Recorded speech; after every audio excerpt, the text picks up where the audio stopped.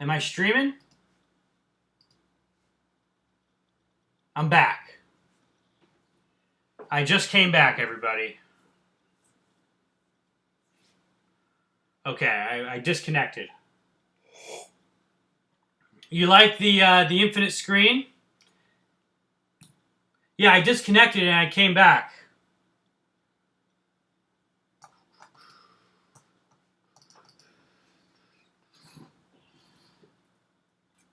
That's okay. It's listing y'all at 0 viewers, but I know you're here. You were nearly there with the zip with commute proof. You just got it to work. All right, it takes a village, baby. Except for the nil part. Yeah. I'm figuring out how to which is inversion, but a dependent inversion. No, I know what you mean. It should be inversion. You think we should just admit that anyway? Yeah, I don't know. I'm fine with like cheating for like particular instances. Right now, I'm figuring out how to parameterize an instance declaration. Parameterize an instance declaration.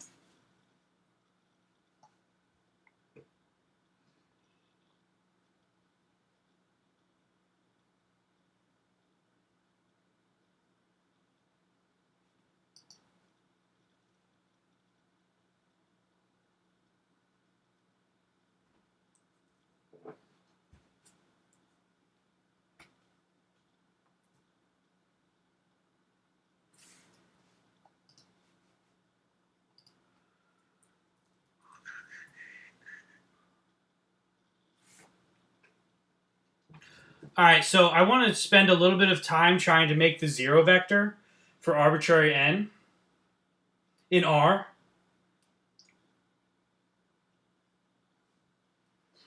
I think there's a function repeat, right?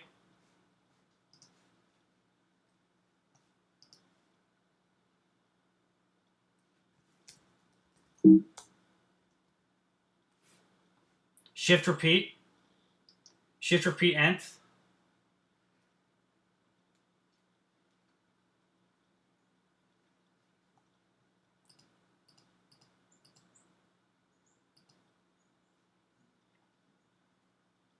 For all A, shift repeat nth A is of type for all nk and V of type TASN.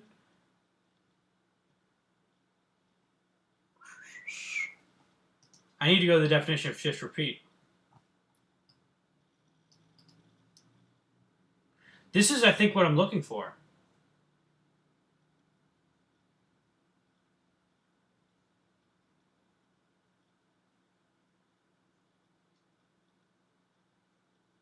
Copy, no, it's just copy last element of a vector.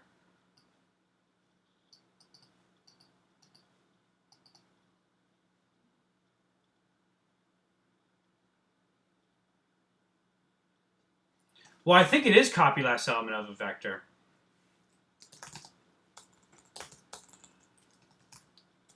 But it's copy last element of a vector arbitrarily.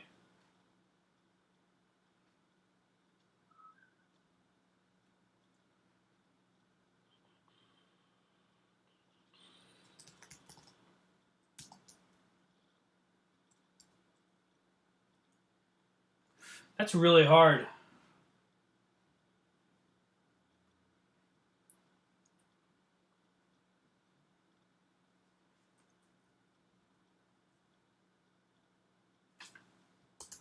All right, so let's just pretend that this isn't here for now, because I want to go back to parameterized instance declarations.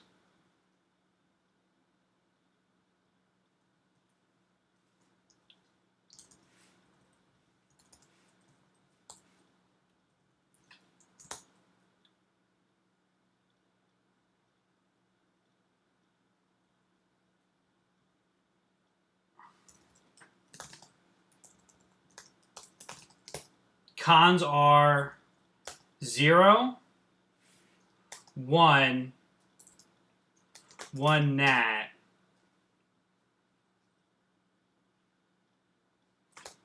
to cons are 0, 0 nat, to nil r.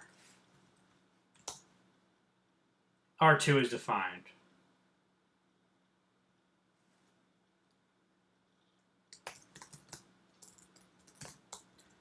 So you can do it for, and I don't even think I need to.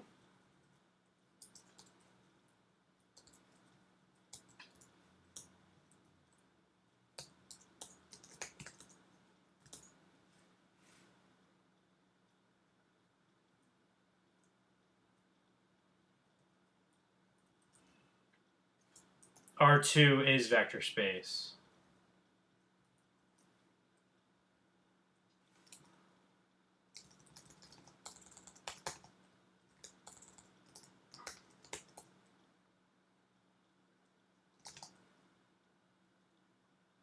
TR2 is defined as this. So yeah, it's going to be, I think it's going to be one instance at a time. It would be some awesome programming that I would be so excited about if I could actually do this zero vector for arbitrary n.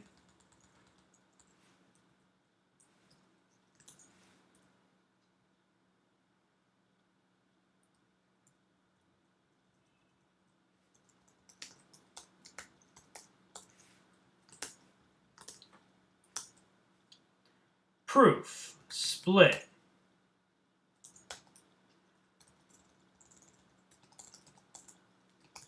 intros,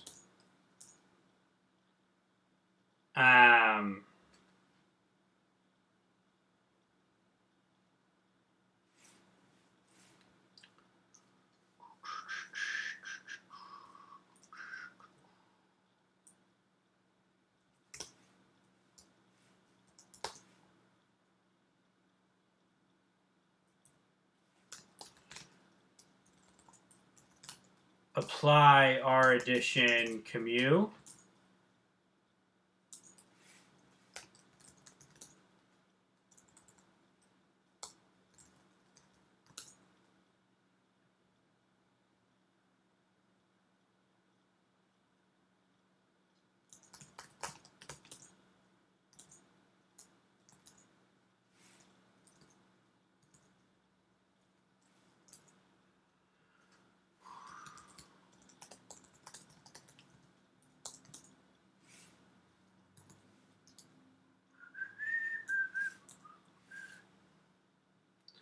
interesting.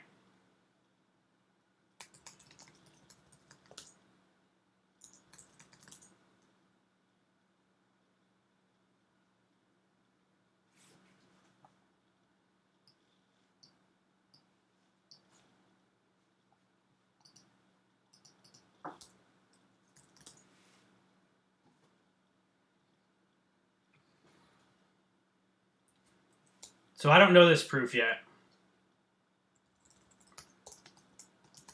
Give up, admitted.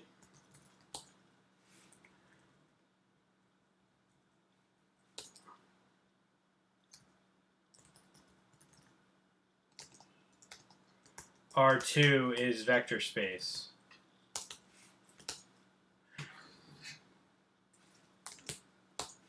All right, so we have R2 is vector space, according to our current definition of vector space. With this goal admitted. I mean, it's not impossible, but I'm just figuring out how committed I am. When I already have these like admitted things up here.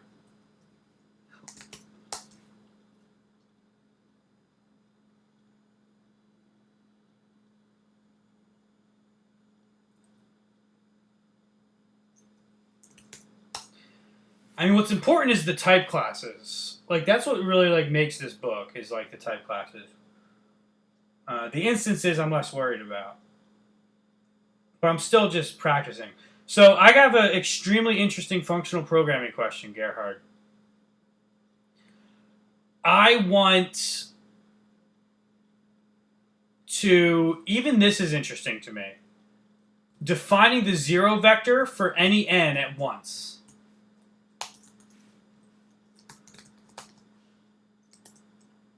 And let's just say it's over R.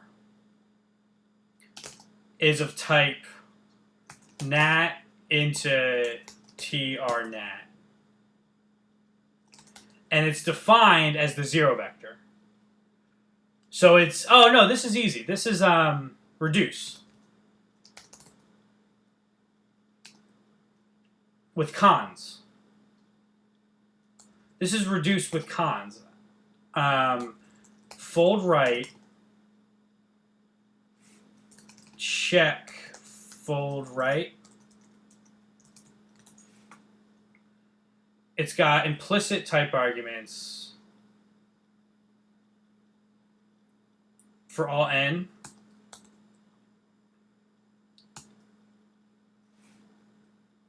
It is defined to be fun n,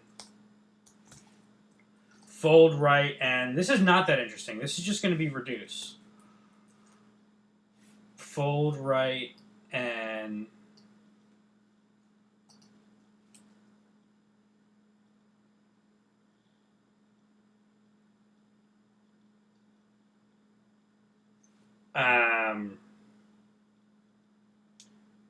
Wait a minute.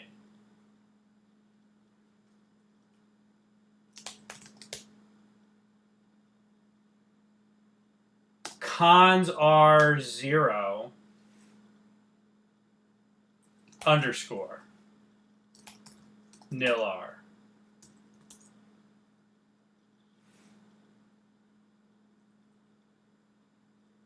Oops.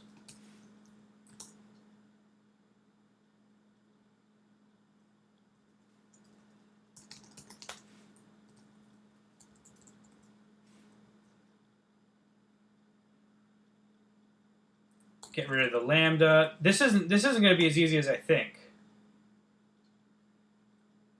Yeah, fold right needs to be passed. Oh no, you pass the function in before you pass the.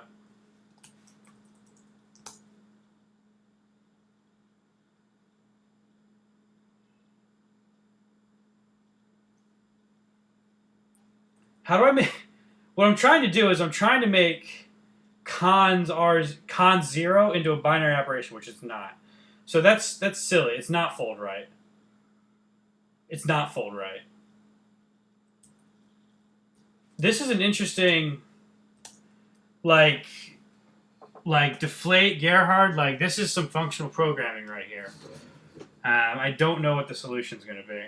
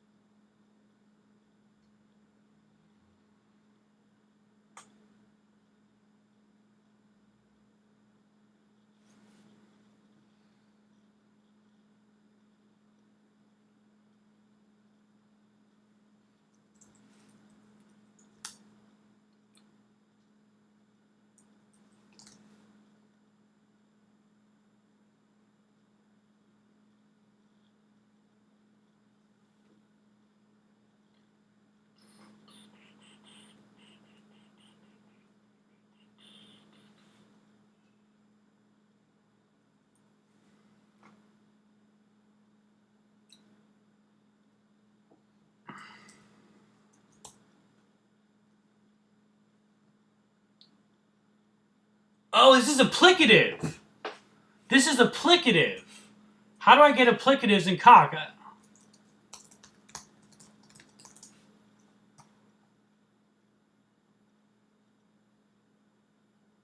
Just the basic.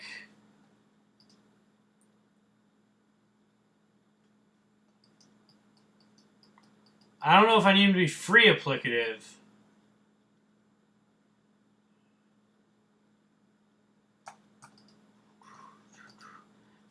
Is it? Am I right? Is it?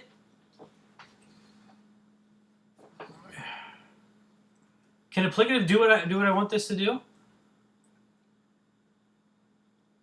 I want this to, you give it an n, and it gives you back the 0 vector for that dimensionality. Which I should be able to do. It just takes some cleverness and some functional programming.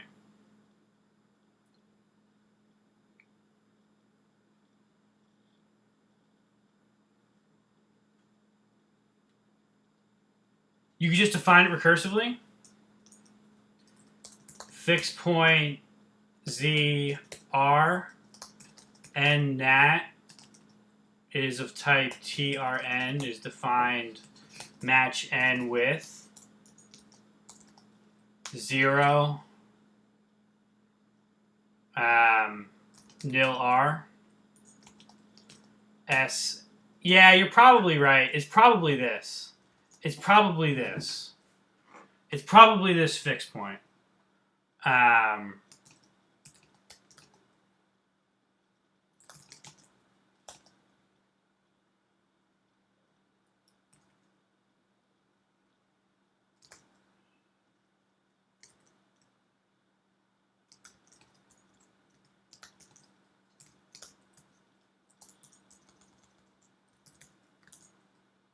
It's probably this fixed point.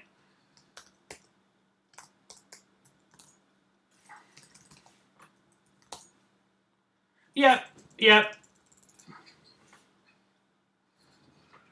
You're right. It was a fixed point the whole time. I can't believe it. I got all excited that I was going to use all this interesting stuff. Now I'm embarrassed. It was a fixed point the whole time.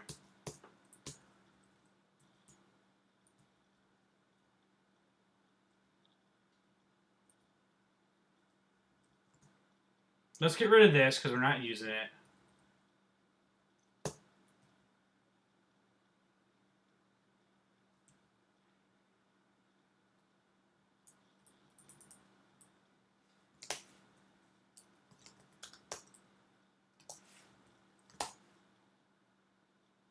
Yep.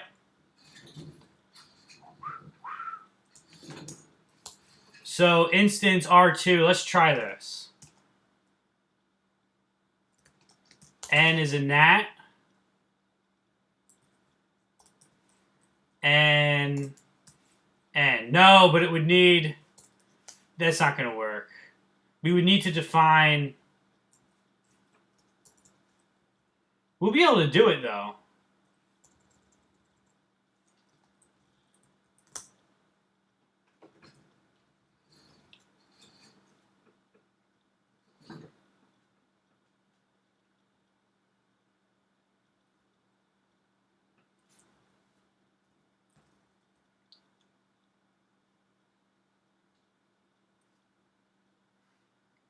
Alright, I'm going to do this for any field. No, for any ring, because I'm just going to do this for any ring real quick. A is a type ring A, backtick.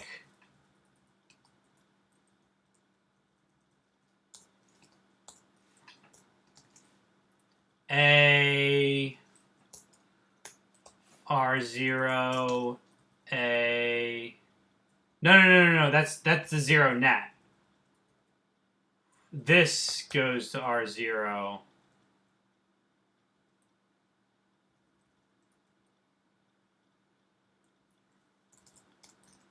V0.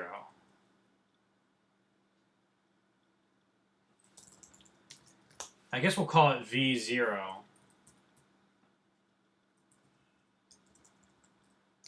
V0.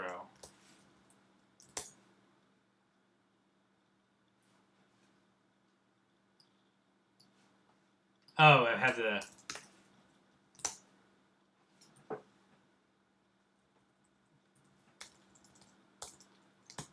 V0 R.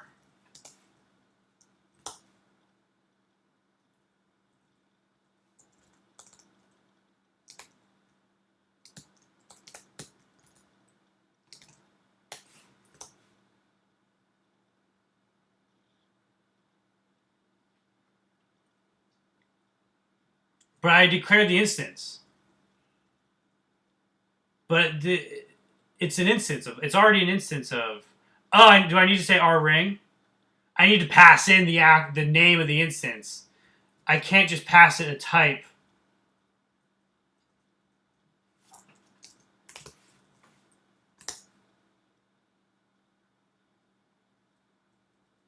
No.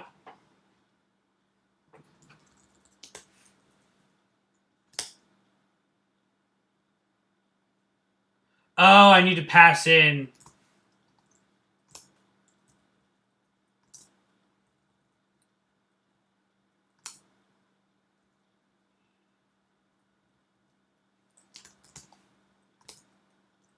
Now, will it infer from context if I make the R and the R ring implicit? It does infer from context. That is impressive. That is really impressive. Holy moly. I'm impressed by that.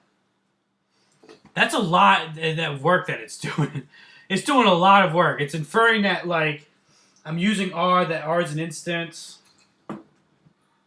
I guess it's not doing that much work because I'm declaring R right here.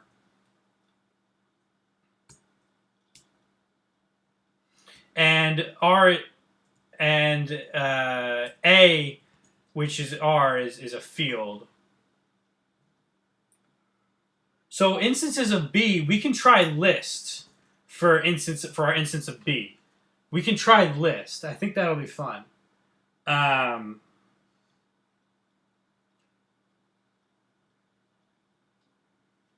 We can try that later, though. What am I thinking? Do I want to go back into utils and try to prove... Do I want to read more of the book?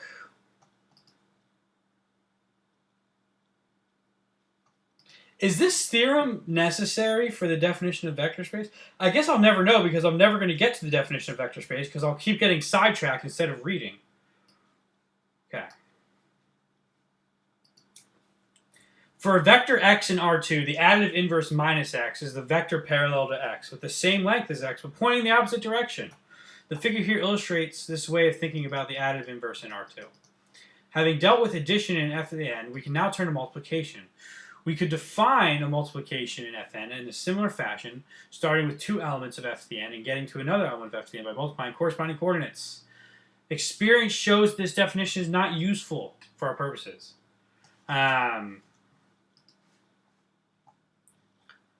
Another type of multiplication called scalar multiplication will be central to our subject. Specifically, we need to define what it means to multiply an element of f to the n by an element of f, called scalar multiplication. The product of a number lambda and a vector in the Fn is computed by multiplying each coordinate of the vector by lambda. Here, lambda is an f, and x1 dot dot xn is an f to the n. I'm not even going to read this because it's just the geometric motivation for scalar multiplication.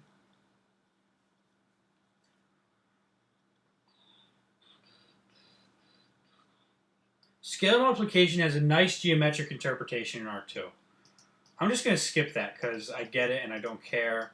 And yeah.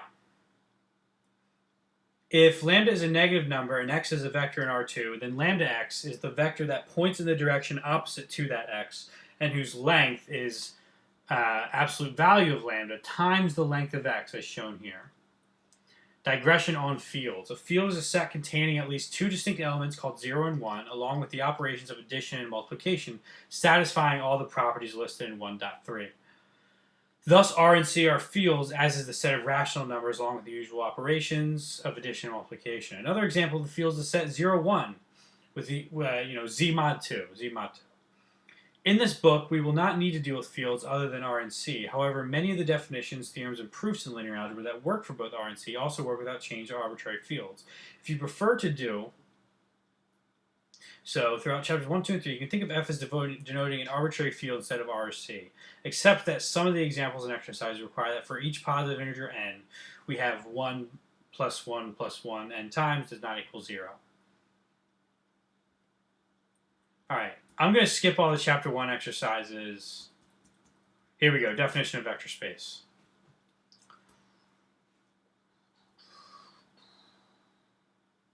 This is what we need in the field theory. This is everything we need in the field theory. The motivation for the definition of a vector space comes from properties of addition and scalar multiplication in f to the n. Addition is commutative, associative, and has an identity. Every element has an additive inverse. Scalar multiplication is associative. Scalar multiplication by 1 acts as expected. Addition and scalar multiplication are connected by distributive properties. We will define a vector space to be a set V with an addition and a scalar multiplication on V that satisfy the properties in the paragraph above. Now we are ready to give the formal definition of vector space.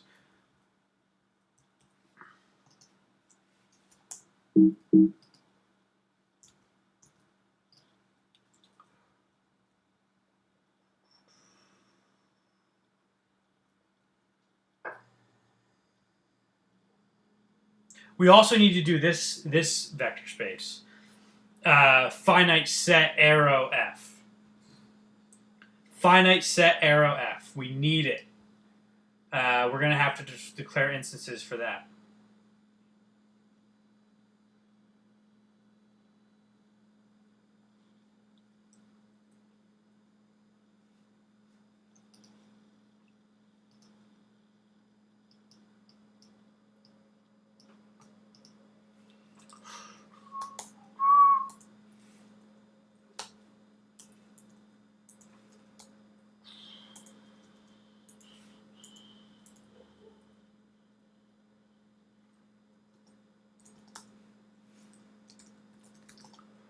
So we have commutativity.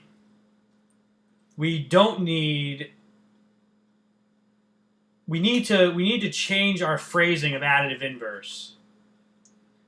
We need associativity. So for all x, y, z, and b, v addition x, y. I'm sorry. V addition x, y, z equals V addition x, V addition y, z.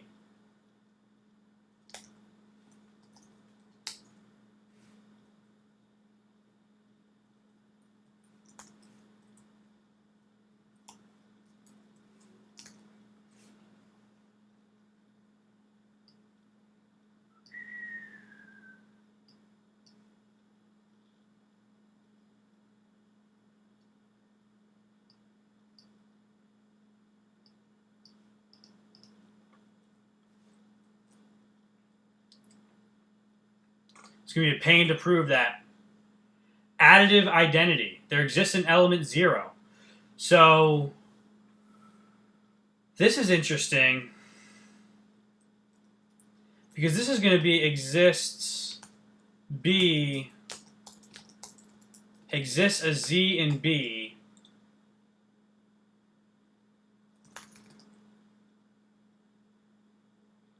such that for all x in B,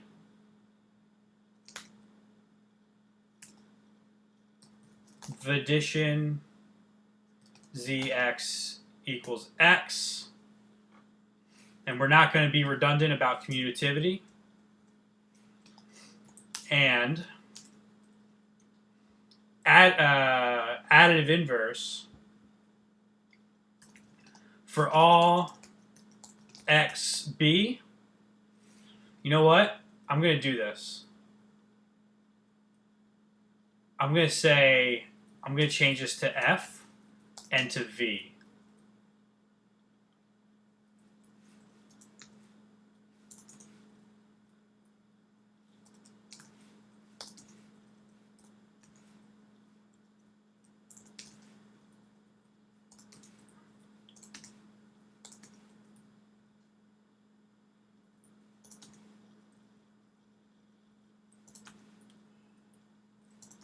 So we don't actually have to have the V0 be up here.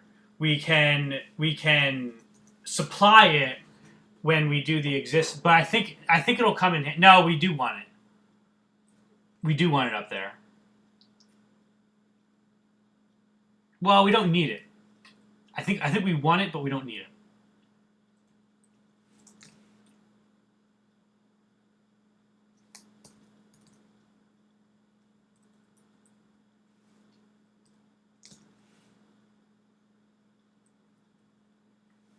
For all x and v, this is additive inverse. For all x and v exists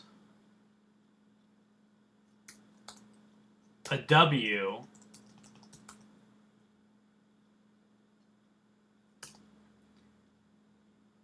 and this is actually provable. The other thing wasn't, like, there wasn't a proof of it.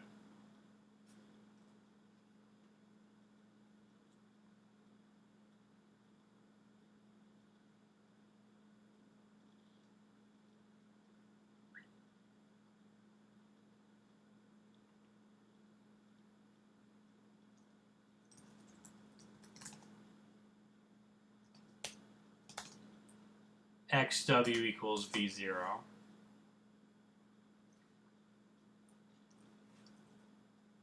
And for all x in v,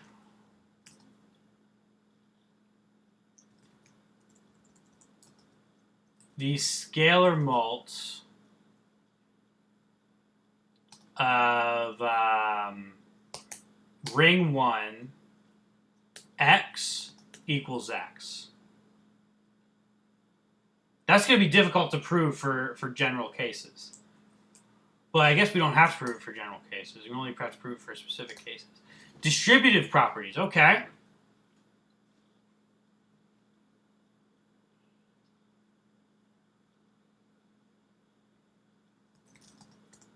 For all a in f, x, y in v,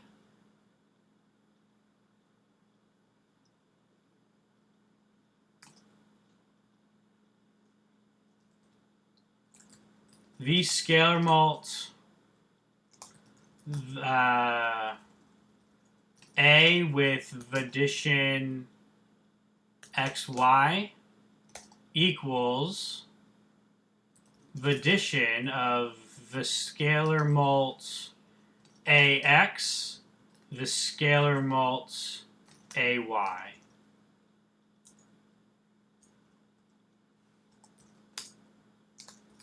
For all a, b, and f, for all x in v, the scalar mults are add a, b. Now what I don't know is if I can do notations for type classes. If I could do notations for type classes, that would be so awesome. I need to explore that. I think I'm going to spend some time exploring that tonight before I log off.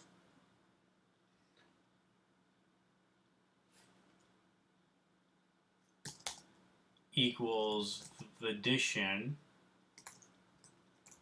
the scalar mult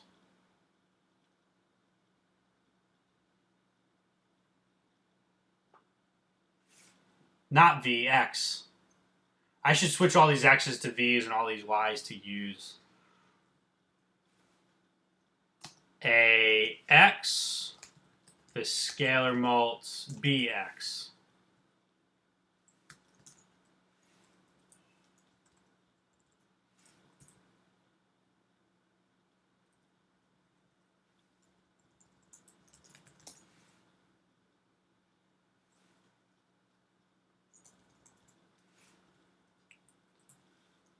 How many splits are there?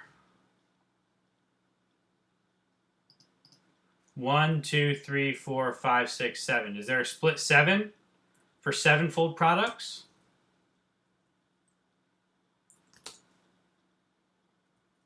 No. Is there a split 3? There's just split.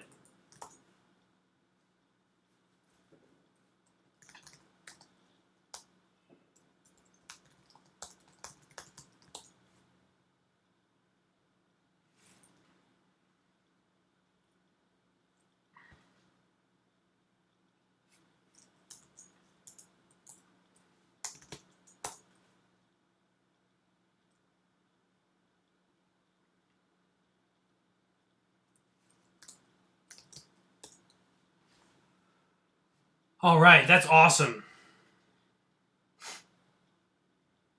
I don't necessarily care about this instance that much because we're going to play around with different things before we settle on declaring instances.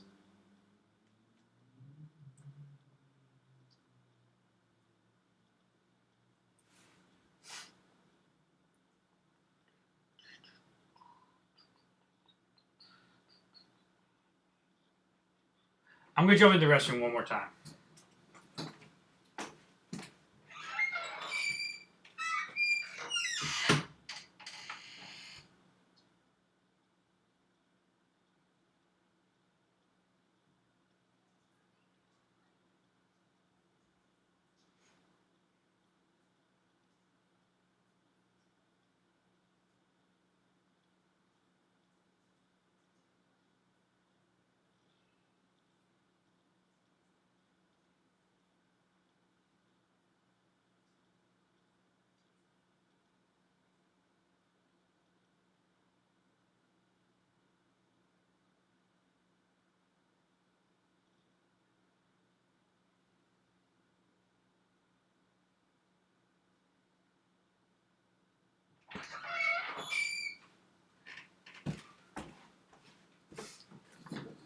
All right. There's two distributive properties.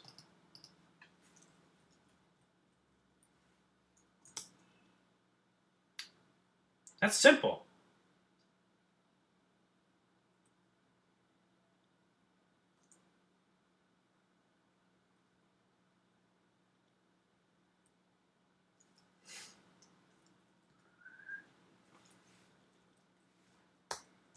All right, let's remember some Vim wizardry. If we do colon 107 comma 115, and we do S/A F.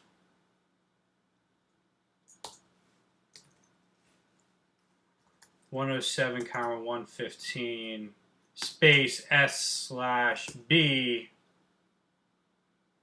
Oh, it doesn't work.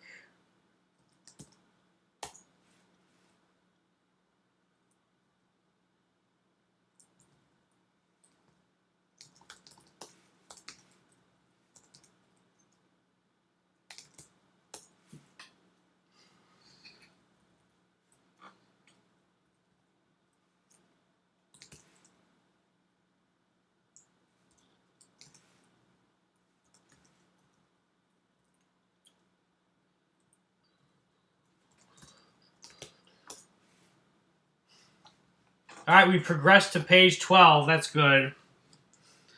We did work here. I feel good about this. I mean, we got bogged down in some stuff, and I never proved that theorem about zip width. It's really important.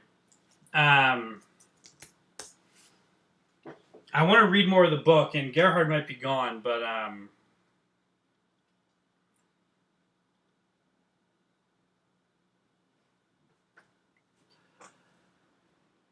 I do want to go back and maybe think about finishing that theorem. Thanks for all the new follows, everybody. By the way, I've had like 3 new follows in the last couple hours.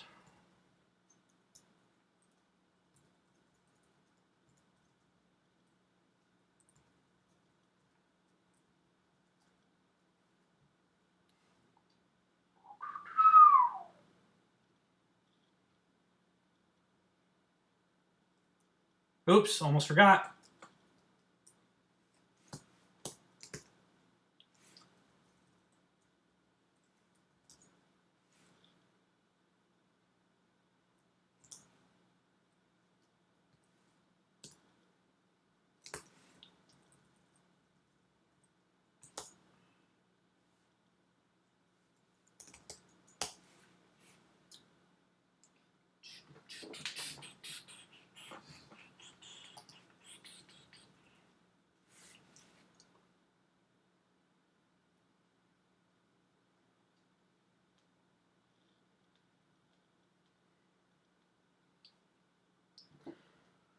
All right, I'm going to see how much more of the book I read before I run into something that I want to implement.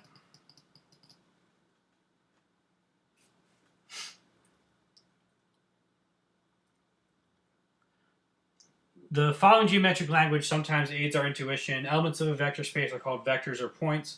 The scalar multiplication is a vector in a vector space depends on f. Thus, when we need to be precise, we will say that v is a vector. 1 second.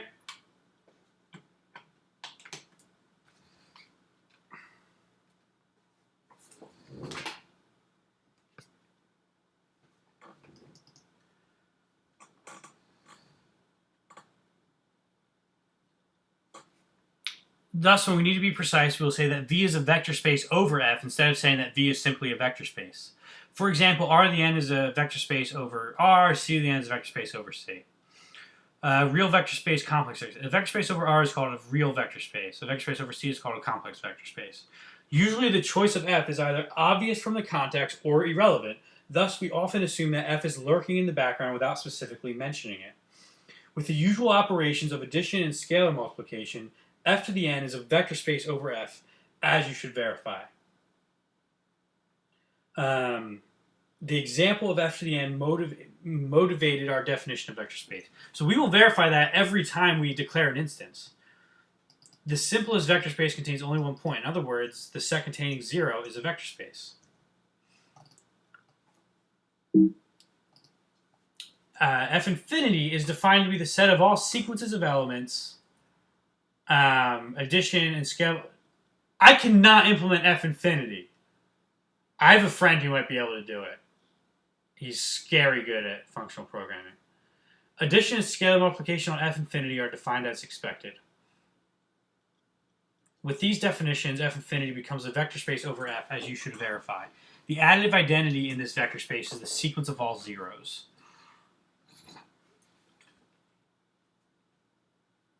The next example of a vector space. But he said earlier in the book that we're only concerned with finite dimensional vector spaces. So he's saying as an example that, like, yeah, infinite dimensional vector space is a vector space, but like he's not going to make us worry about that, which is fine, which is totally fine.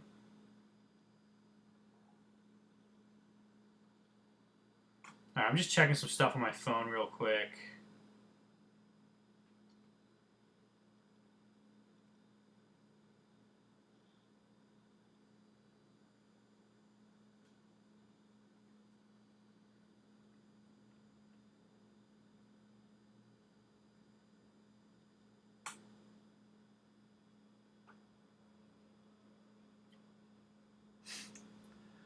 Our next example of a vector space involves a set of functions. Okay, see, now we have to do a set of functions as a vector space. This is going to be interesting. So, I want to think about this instance right now. I don't want to get too bogged down in it. But like if I have inductive coin, heads is a coin, and tails is a coin.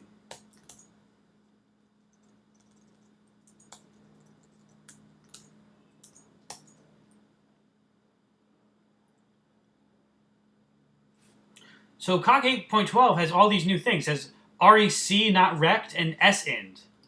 I wonder what those are. I have to learn more about them.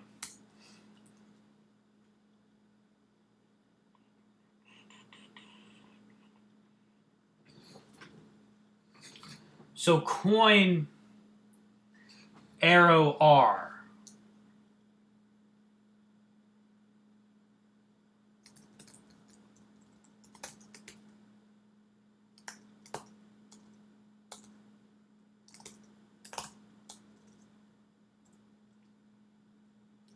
Definition. Just type is defined as a type is defined as coin arrow R.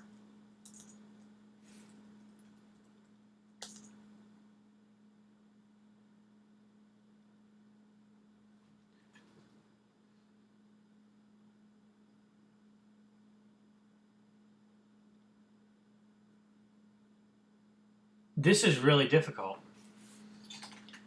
How would I do this? So I can say instance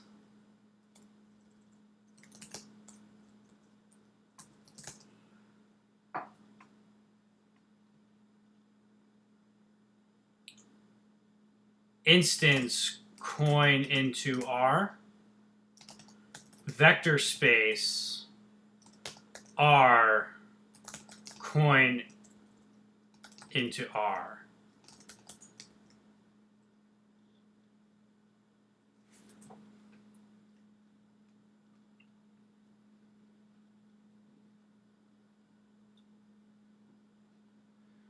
Where V scalar mult is defined as lambda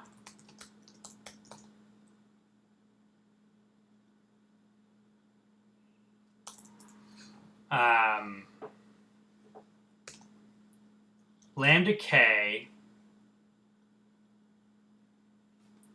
arrow lambda f arrow for all?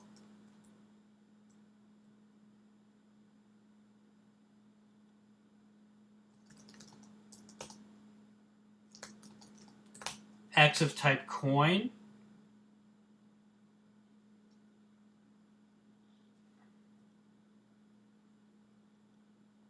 Yeah. It's actually gonna be a third pi. I'm gonna do a for all instead of another lambda, but it is a third pi type.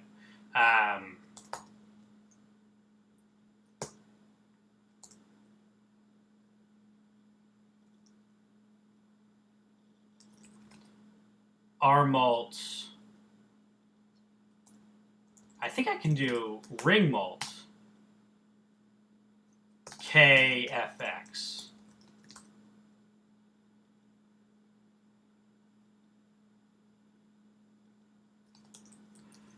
Addition is defined as fun F arrow fun G arrow for all X of type coin R add FX GX. And V0 is defined as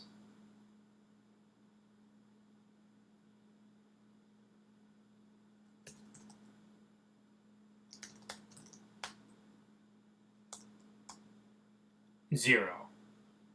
The zero function, the function that maps either,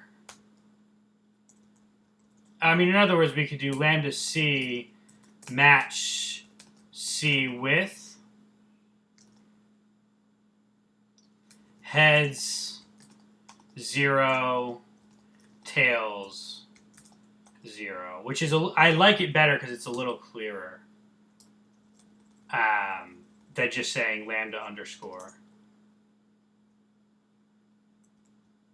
Oh, I forgot end.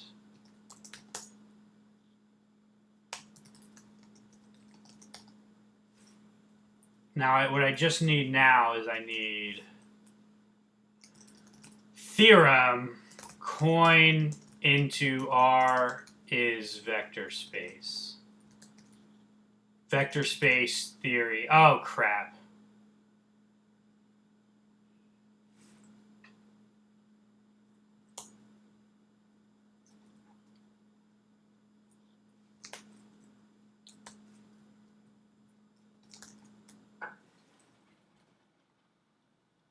We're going to apply it like this.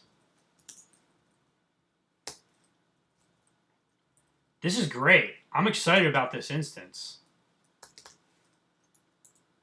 I'm not going to be able to prove that it's a vector space.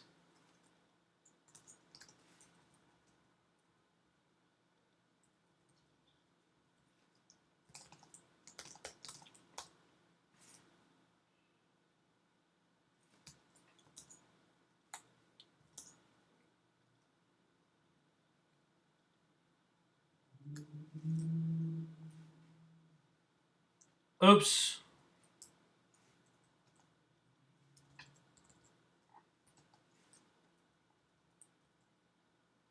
Too many arrows.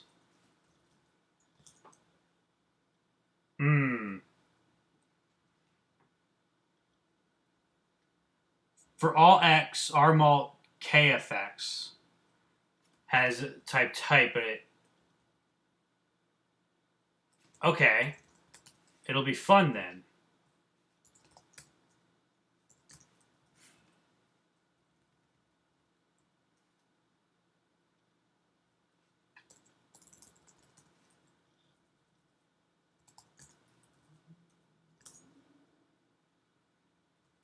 That's also going to be fun.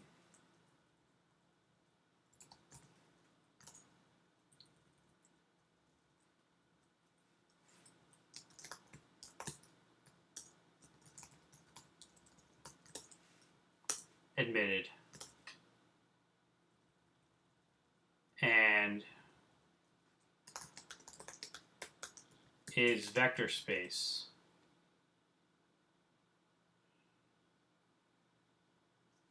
Did I miss anybody in chat? My phone wasn't on. Nope. Back up to 3 viewers, baby.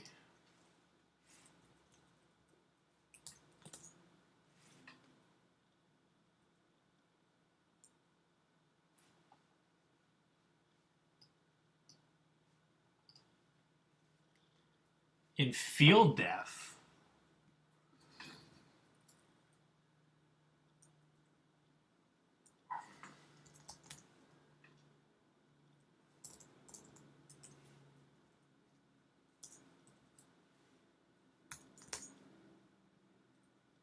Oops, define to be equal, define to be equal.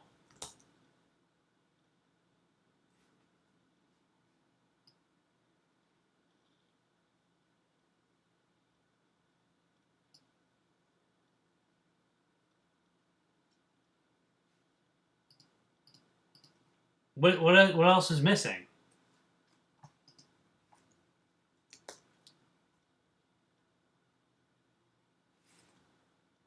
Addition, scalar multiplication. Oh, no, you do scalar mult first. And addition second.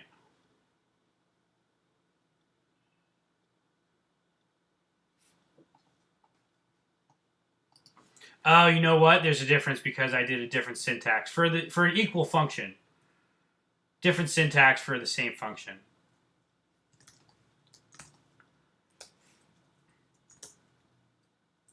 Wow. That is a cool...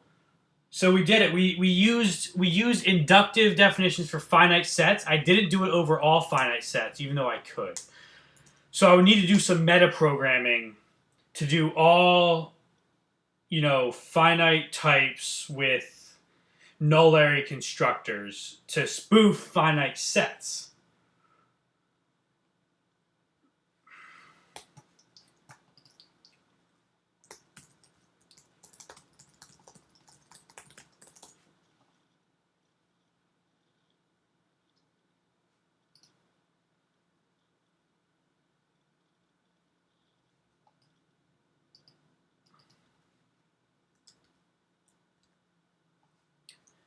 Feel free to share any topics you thought of metaprogramming cock.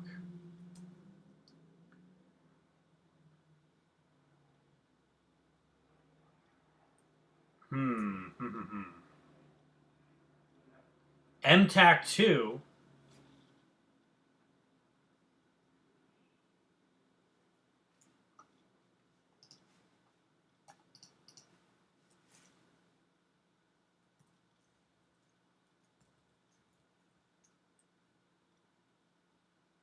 That's awesome. If S is a non-empty set, then F to the S with the operations of addition and scalar multiplication is a vector space over F. The additive identity of F to the S is the function 0 S to the F defined by 0 of X equals... Yeah, like I said. That's exactly what I said over here. The additive inverse is the function... is this function, blah, blah, blah. Our previous examples of vector spaces, F to the N and F infinity, are special cases of the vector space F to the S. Because a list of length of n numbers can be thought of as a function from 1 ... n to f. And a sequence of numbers in f can be thought of as a function from the set of positive integers f. In other words, we can think of f to the n as f to the index set, and think of f to infinity as f to the infinite index. Okay, proof of uniqueness of the additive identity. This is going to be some money right here. I don't know if I'm going to get to it today. And I don't know if I can do it in general for all vector spaces at the type class level. I feel like I have to do it at particular instance level, which... do I have to go on a side quest to learn metaprogramming?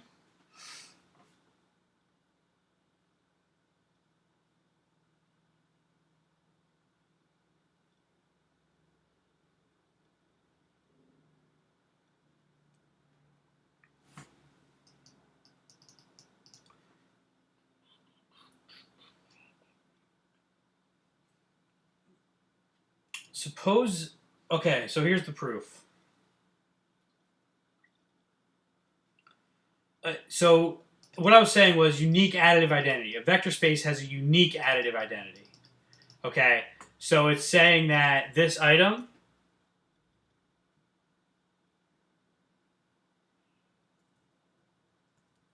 V0 is unique.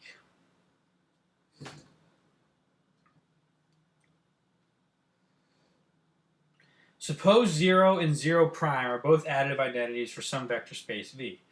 Then 0 equals 0 prime plus 0 equals 0 plus 0 prime equals 0. Where the first equality holds because 0 is an additive identity. The second equality comes from commutativity, and the third equality holds because 0 prime is an additive identity. Thus 0 prime equals 0, proving that V has only one additive identity. Each element V is a vector space has an additive inverse, an element W with the vector space such that V plus W equals 0. The next result shows that each element in a vector space has only one additive inverse.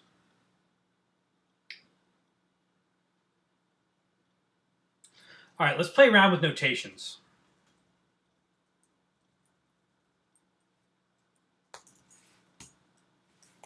Let me go back into delimit scope vex scope.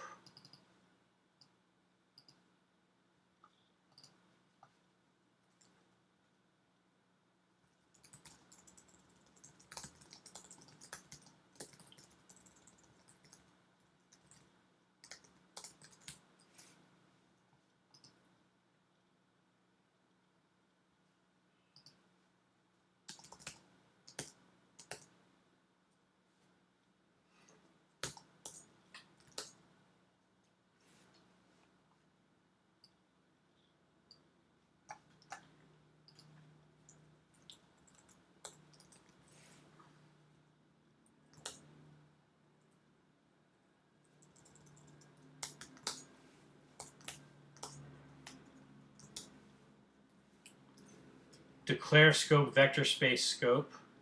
Open scope vector space scope.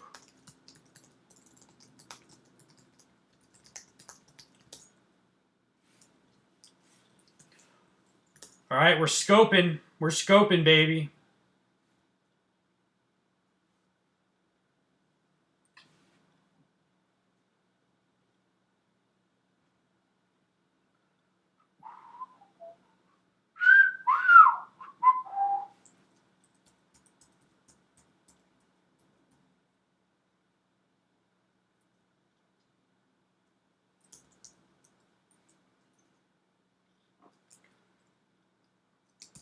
Notation.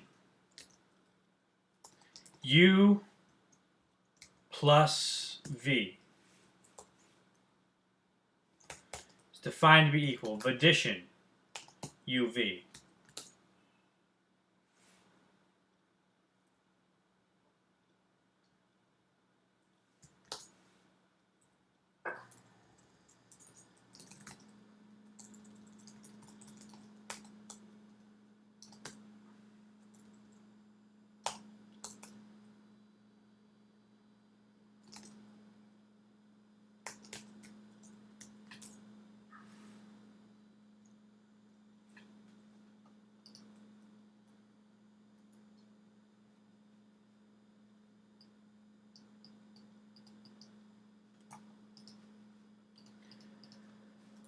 We can also do infix plus is defined as addition. Let me just look at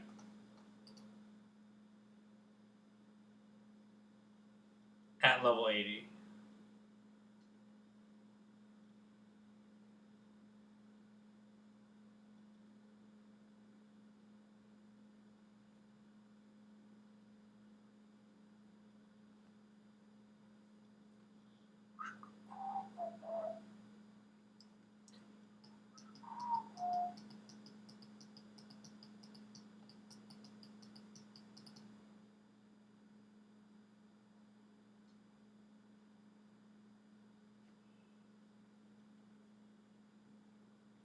Bind scope, matrix scope.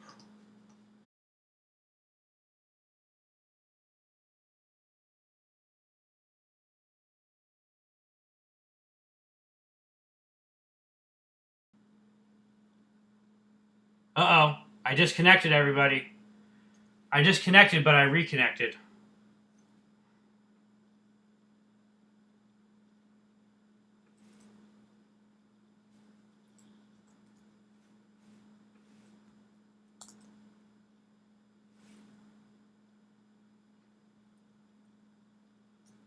Maybe I can do plus dot.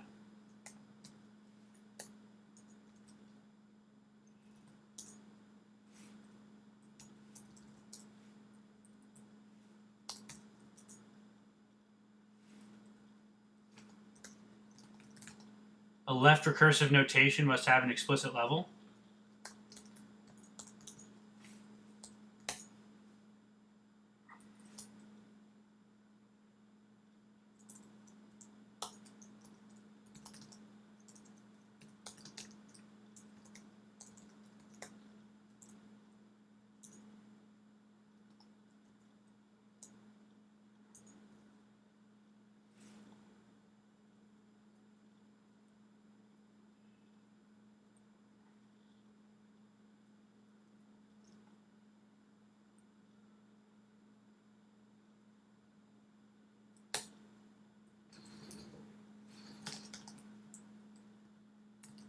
V scalar mult.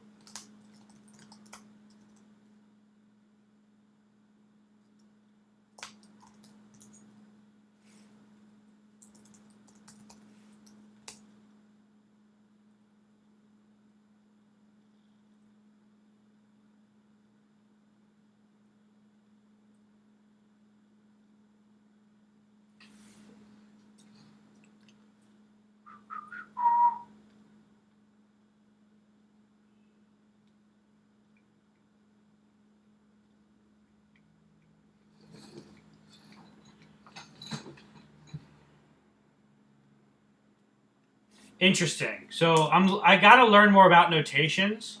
I'm using this book, Verified Quantum Computing, to teach me a little bit about notations. But let me not do that.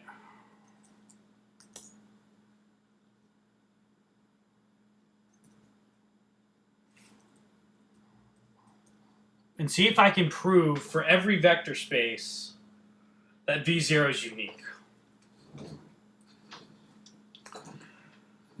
So, theorem. Unique additive identity. This is going to be an important theorem because the uniqueness of the empty vector was something that totally screwed us up like a few hours ago when we were trying to prove that other thing. Unique additive identity. So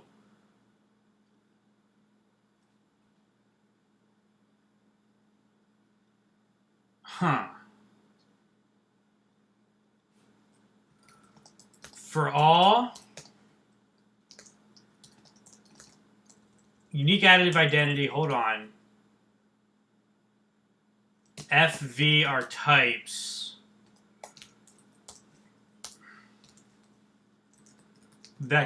Vector space V.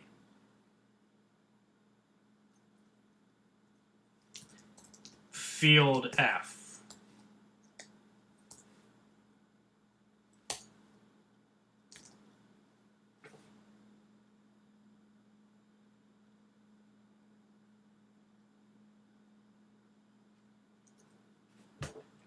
Is this going to be...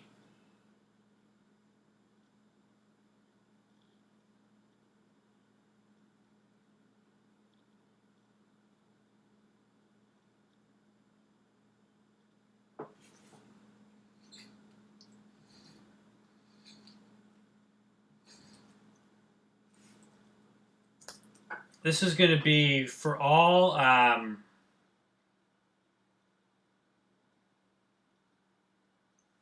z prime in V.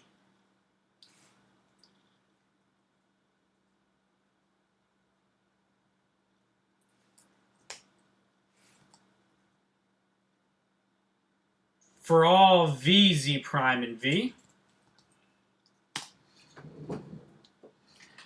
If V plus dot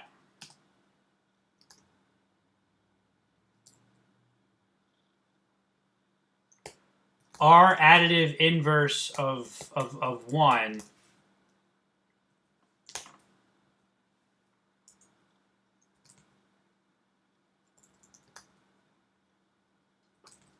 dot times V equals Z prime, then V naught equals Z prime.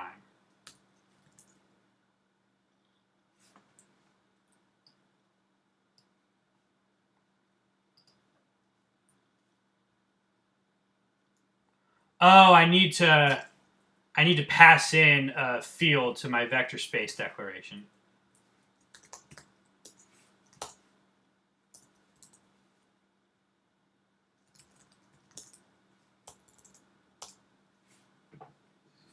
Wow, this is going to be hard to prove.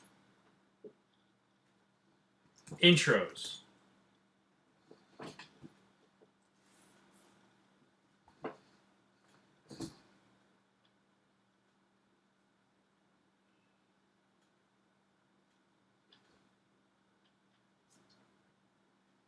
So RAinv comes from my ring type class. It's the additive inverse from my ring type class. This is some pretty serious software engineering here. It's not trivial to like organize this stuff in like a reasonable way. Suppose 0 and 0 prime are both additive identities for some vector space V. Then 0 prime equals 0 prime plus 0.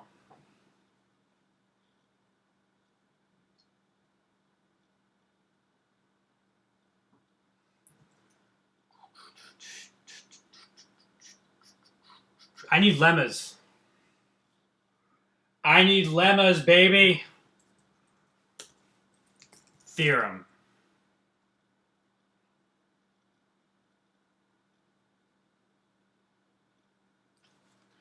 This should already be proven by the time you declare.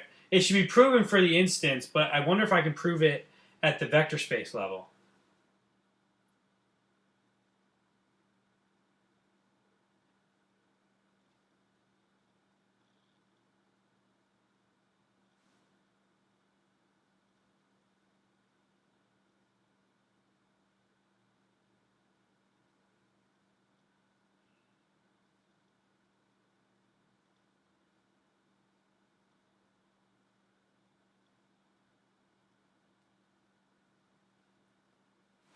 Gonna have some more coffee, I think. I know it's 5:30, but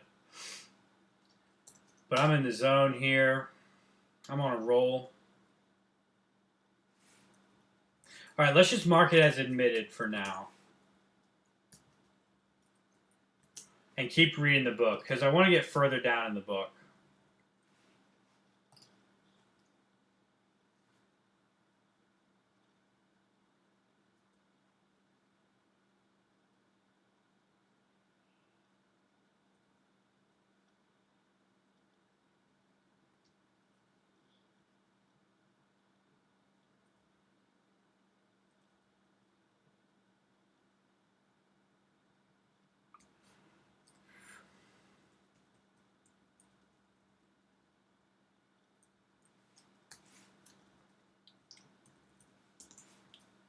Okay, well, we can do definition VAinv of v.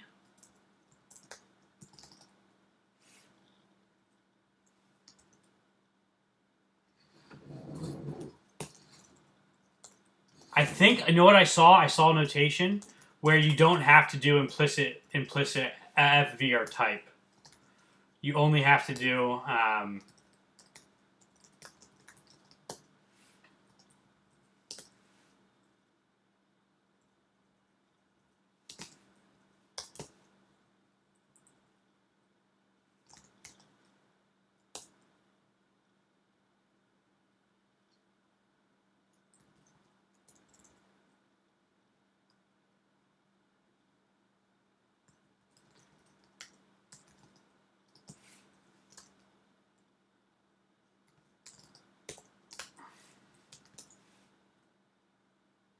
error unbound and ungeneralizable local variable f. So I actually do need to do FV or type. VAINV is defined.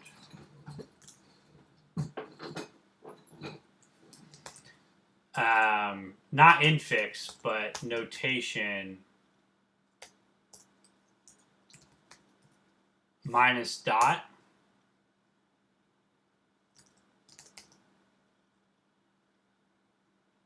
is defined as VAINV at level 30.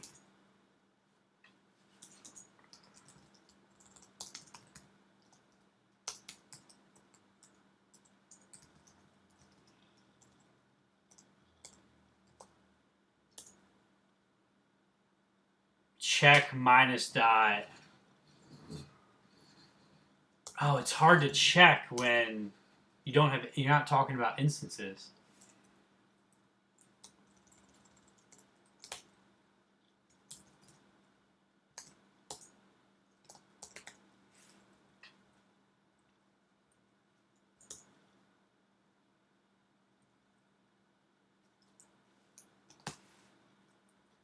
Oh, you know what? That was wrong. That's at the F level.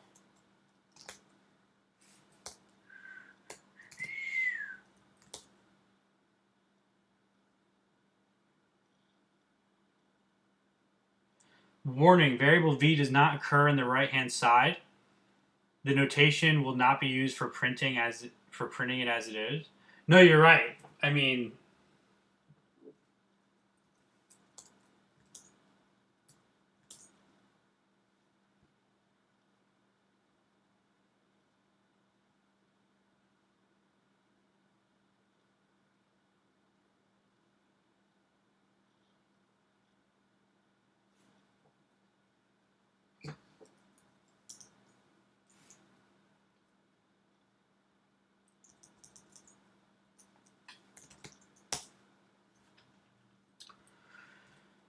so let me pull all my vectors, my class level stuff up here.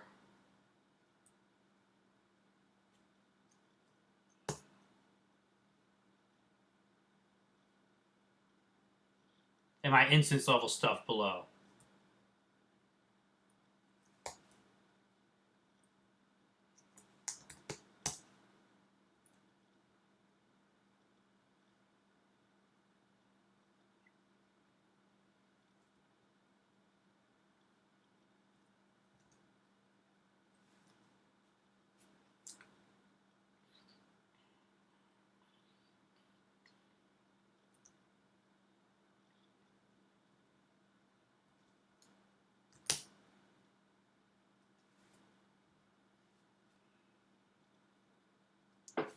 I kind of want to make a field scope and set plus and minus to the field level without being in like here. I'm going to go up here, take these, move them down here below.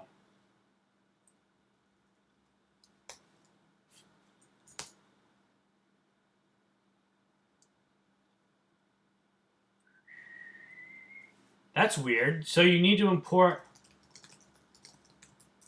reals to get ring theory? I That doesn't make sense. That's not good design. Hey! That's not good software design. The ring theory should be in a separate module. It should be in like the algebraic theories. You know?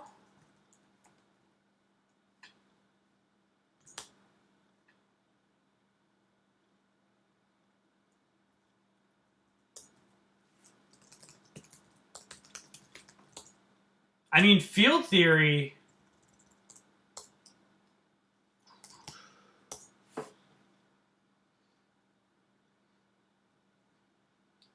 You can do field theory. Oh, because I required input field.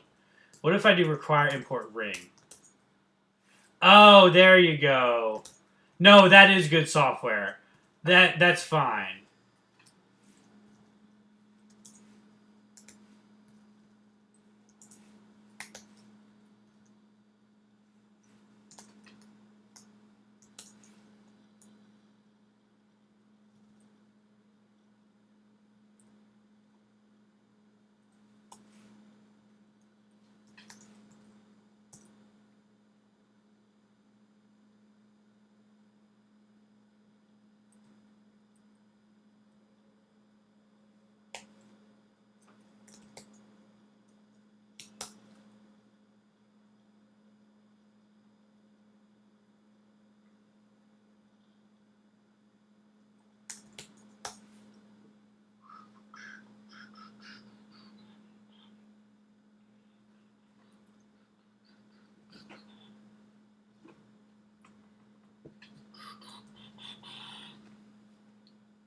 I'm going to tweet real quick and say that I'm still going.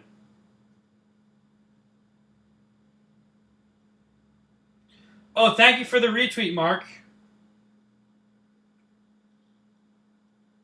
Oh, and I got all these likes.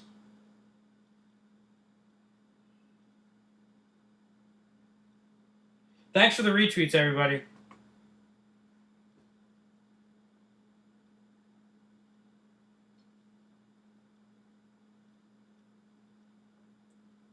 Still going. For another hour, probably.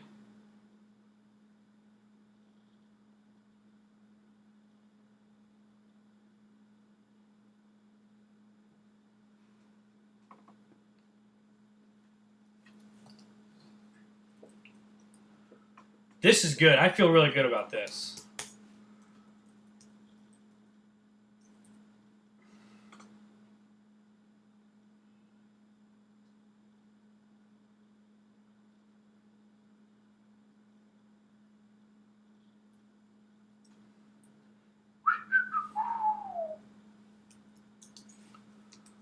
Locate minus.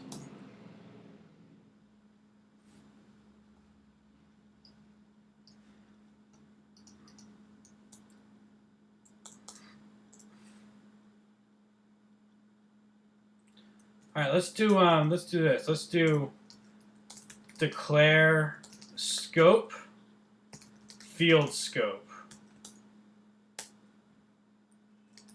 open scope, field scope, bind scope, field scope with field.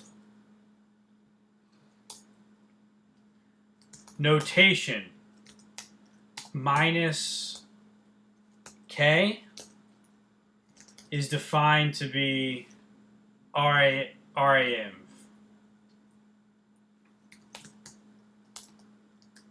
at level 30. Is already defined at level 35 with arguments constructed at level 35, and is now required to be at level 30 with arguments constructed at level next level. So what happens if I do level 35? What happens if I do level 36? No. But like, I should be able to have multi-scope drifting.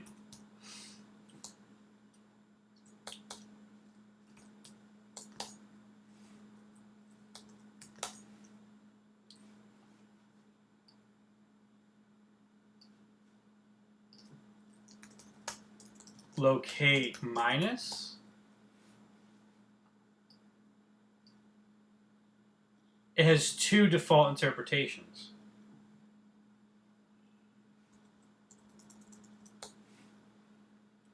So I wonder if I can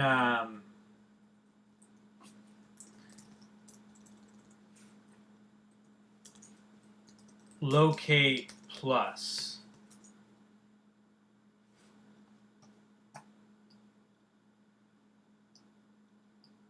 It's some bool at type scope, some or at also at type scope, and it's nat.add, and it's a sum. So it means a lot of things at type scope. But what I wonder is if I wonder I could I just can't give it levels.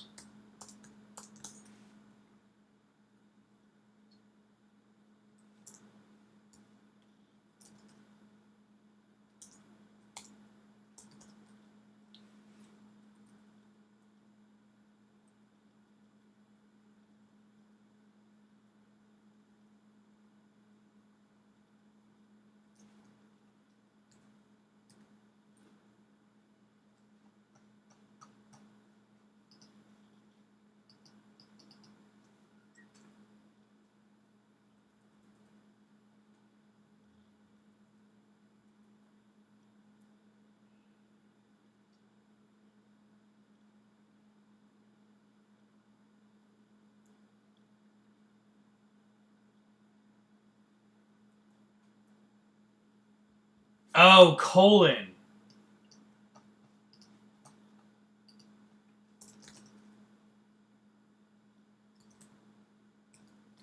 Vector space scope. That's what I want.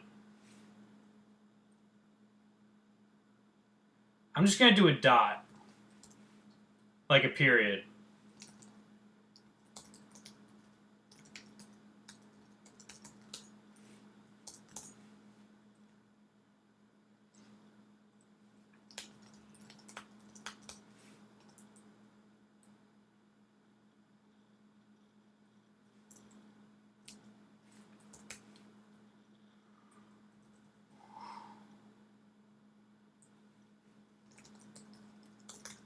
Vector space scope. Now, this is the multi-scope drifting I was looking for.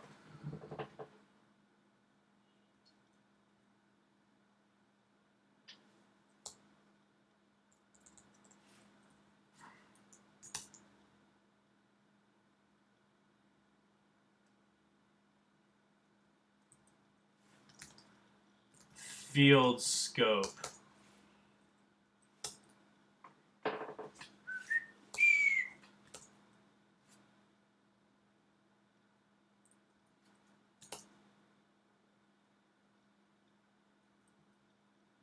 I just can't give it levels. I hope that doesn't bite me in the butt.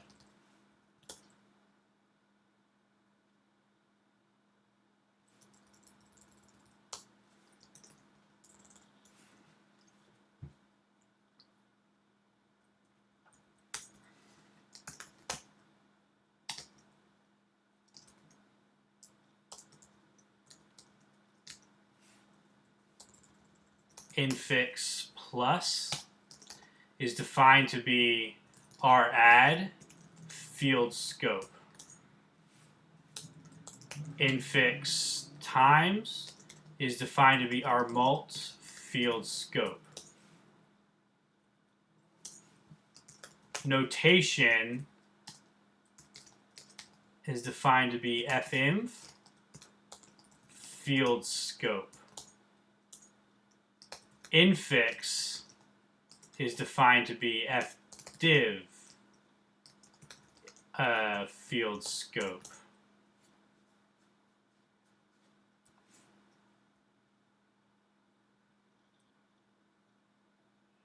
I'm just going to use star for scalar mult.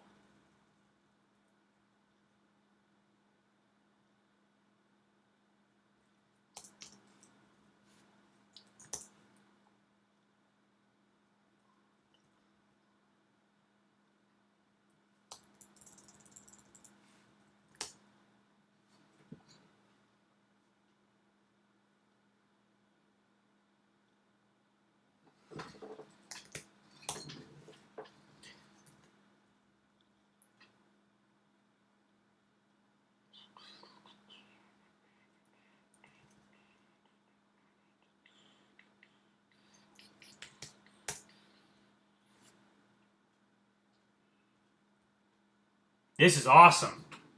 I got a vector space, baby.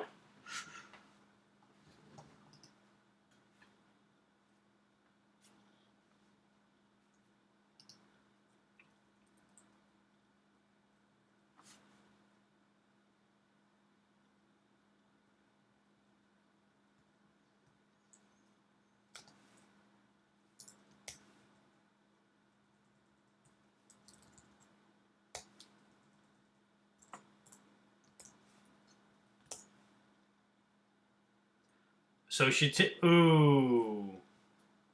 See, the notations are a mess here. Because it doesn't know.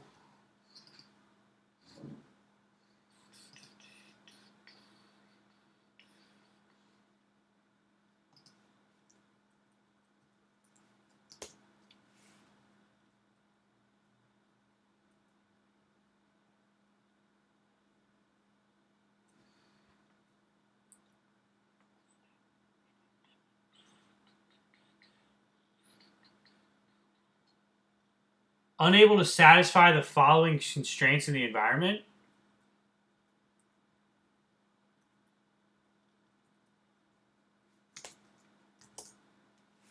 You could satisfy them before I changed up the notations.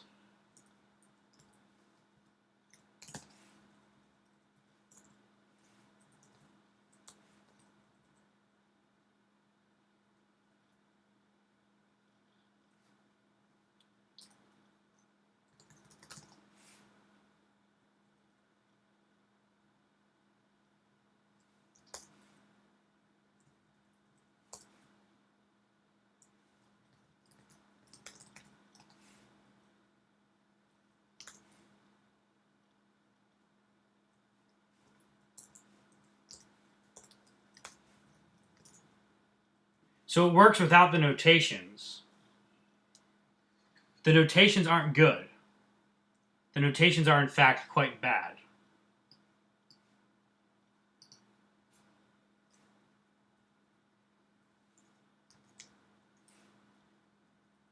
Just let me know if you want it bigger, okay?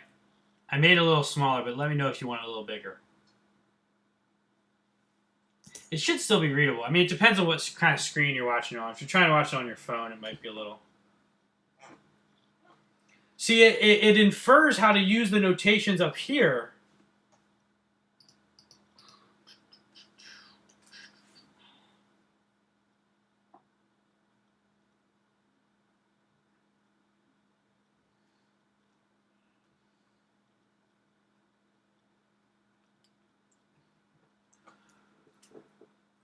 Okay, let's do... I just want to set all these up, and then I just want to throw them down, and then do admitted.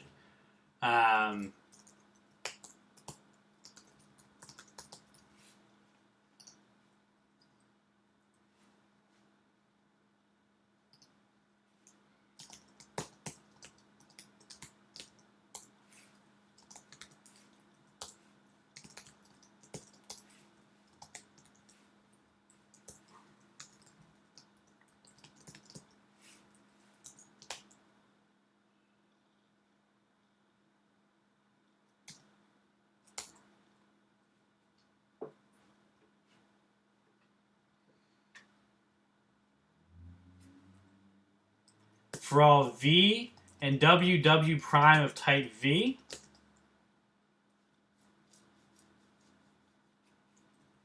let me try this one more way. Vz prime of type v.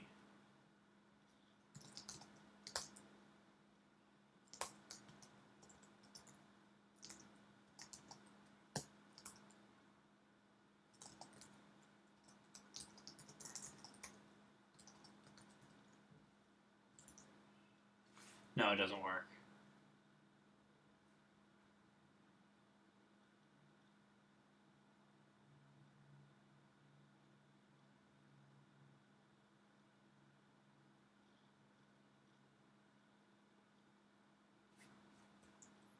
But if I did this,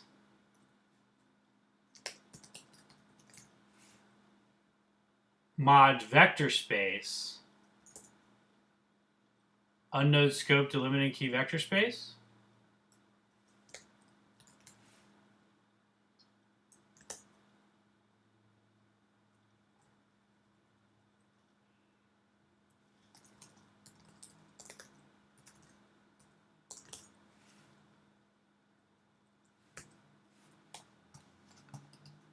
We're going to go to some docs here.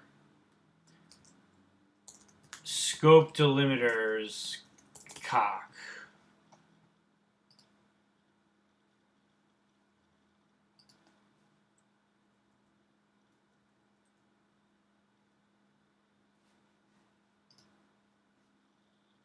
Declare scope, scope name. That's it. Open scope.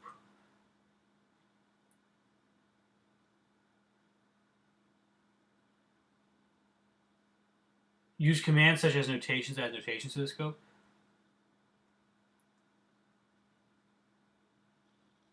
Scope key. Delimit scope, scope name with scope key. Okay. But that might be outdated because when I tried to use delimit scope,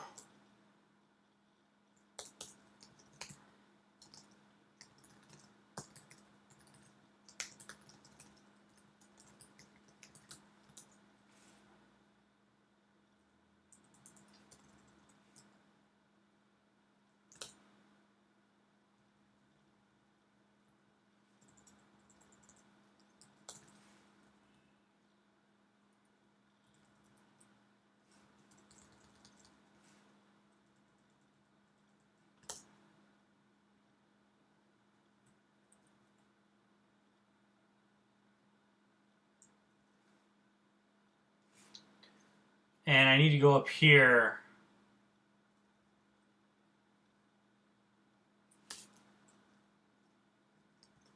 Delimit scope, field scope with field. But that creates a new meaning for field. Field's already a special name. It's a solver.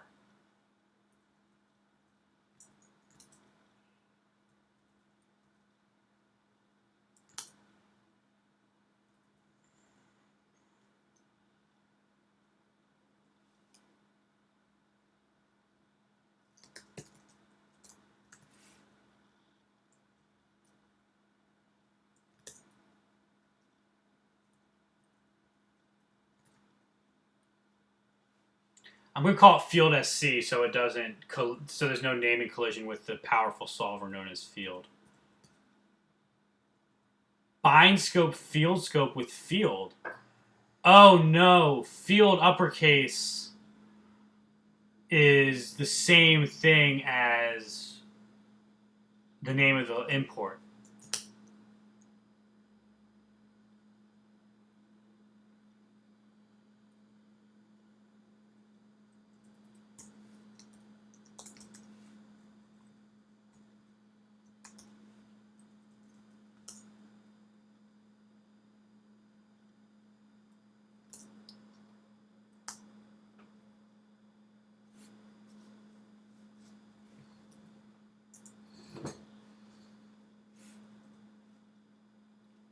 Unique additive inverse. So if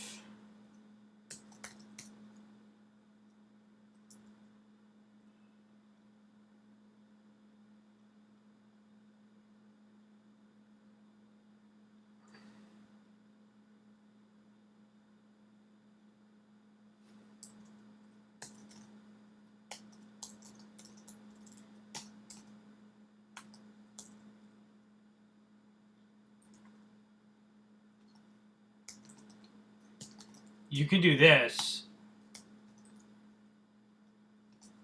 then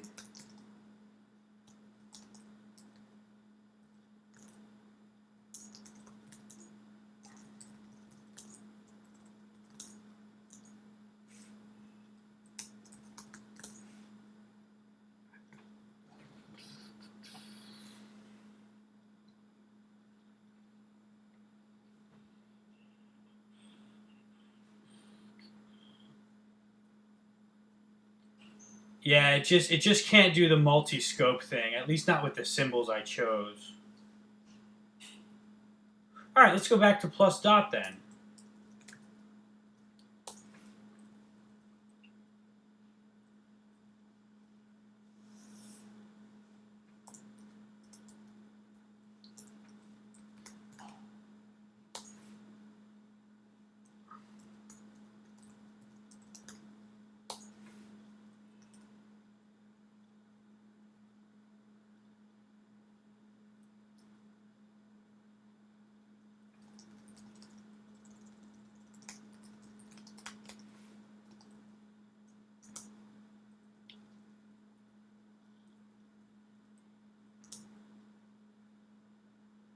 Yeah.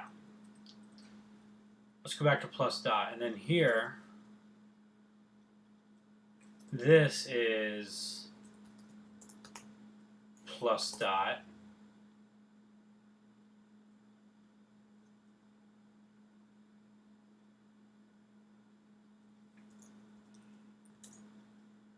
Still doesn't work.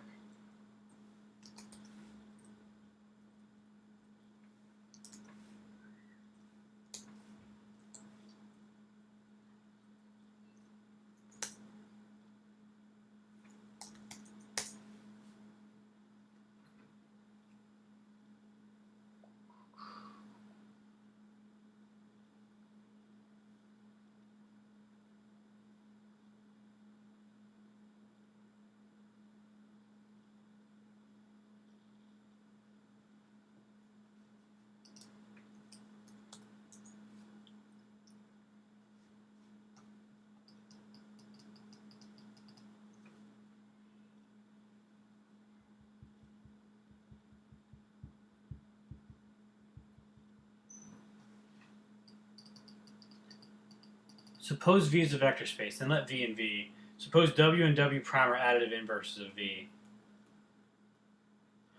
Yeah, we're gonna prove that later. I will prove this stuff, y'all. I'm just trying to get through the book and like get a skeleton of what my goals are, what like my proof goals are, you know, and work on them later after there's more organization. But like the more I read the book, the more I'll get a sense of how to organize this information, and like I'm already developing notations, which is great.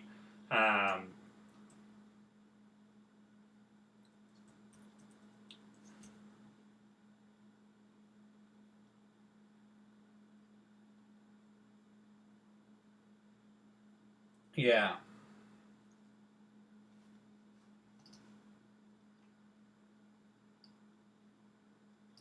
And let me know if you want any text bigger.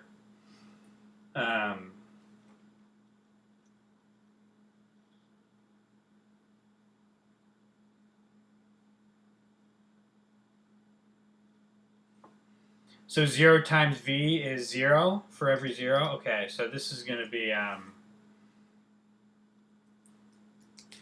theorem.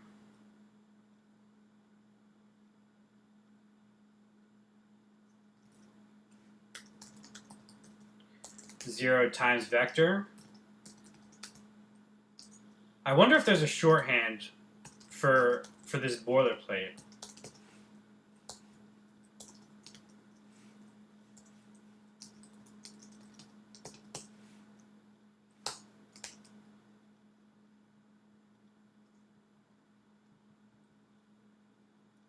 V is a V.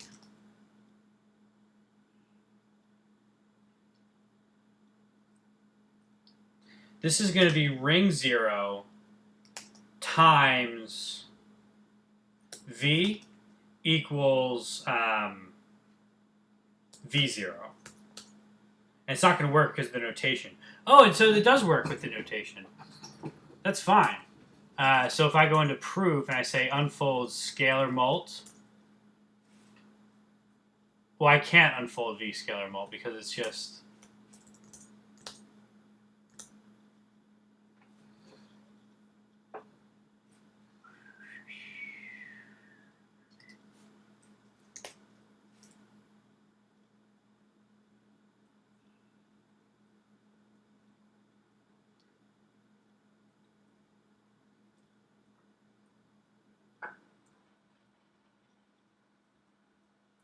So yeah, it pulls out. It pulls out from the ring theory, the V scalar mult.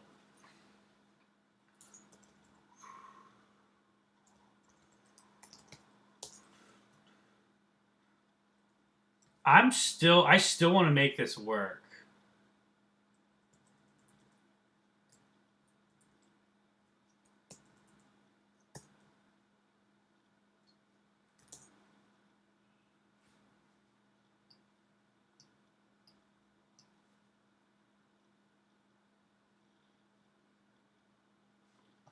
Oh, you know what? You know what? I think this is going to work. Because there's duplicate hypotheses. So when you pass, you can get rid of the boilerplate with context. Oh! Because I'm doing FV as a type and vector space FV. I'm doing that for like every theorem. Let me just make sure I've written admitted here. And that's still broken. I need to figure out the notations. Okay. Let's read about context. So, like, context, cock.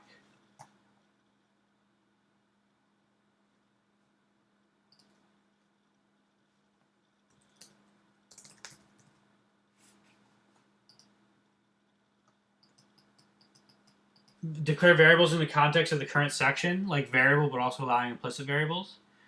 Implicit generalization and let binders. Okay.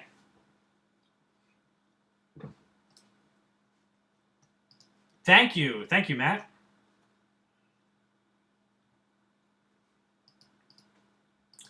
So I'm going to go down here. I'm going to say context.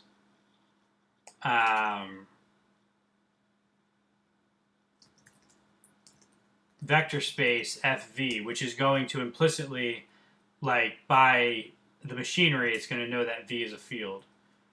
Unbound and ungeneralizable F. Context FV type.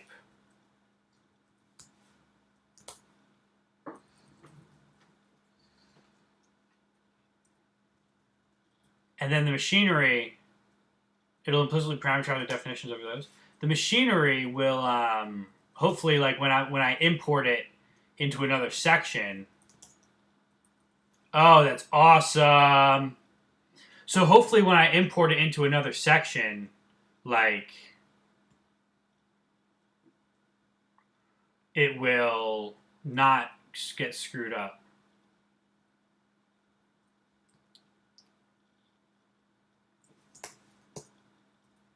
I mean, the context wasn't as bad as it was once I discovered that I could omit field, but I'm glad we discovered this. And now my styling's all messed up.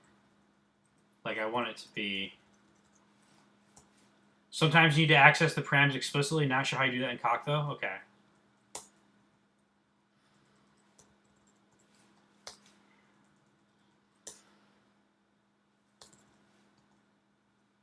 All right, we're gonna have some interesting proofs ahead of us. So, like, some of these proofs are gonna be, like, really hard. Like, I have no idea how they're gonna.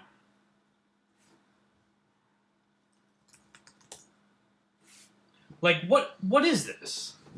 It's a property of zero that it zeroes everything out, and scalar mult. So we're more abstract than the book is at this point.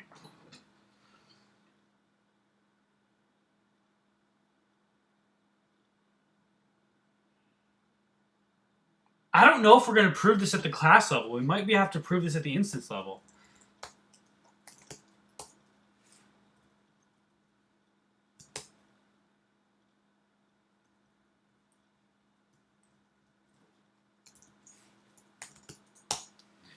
All right, I'm thinking of doing some housekeeping.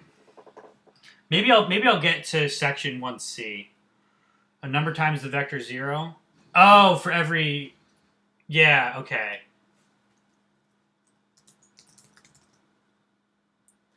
Theorem number times 0. Okay, it's the same as Linear use at. Yeah. So check the type of at unique identity of. Right. Thank you. I did know that.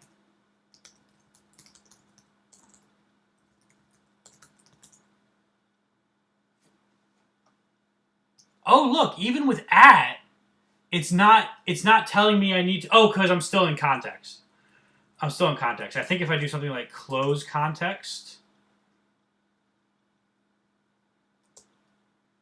How do you close a context?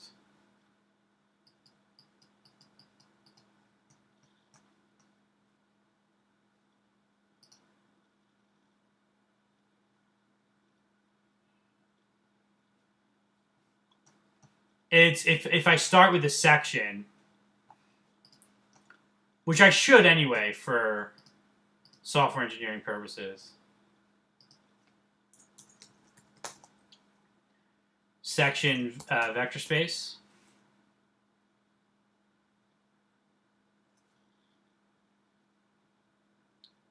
And then when I end the section, it's going to close out the context.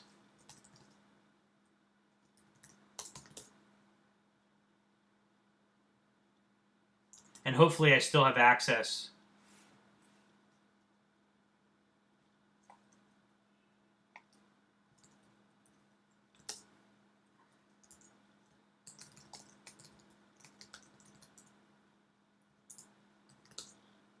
There you go. Then it's for all types. Hypothesis that H is a ring. Hypothesis that H not. Hypothesis that F is a ring. Hypothesis that F is a field.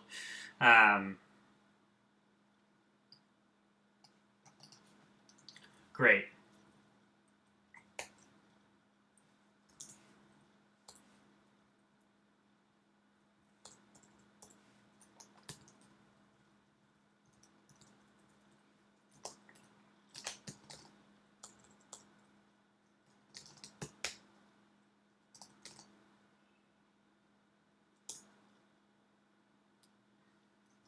A scalar mod V naught equals R naught.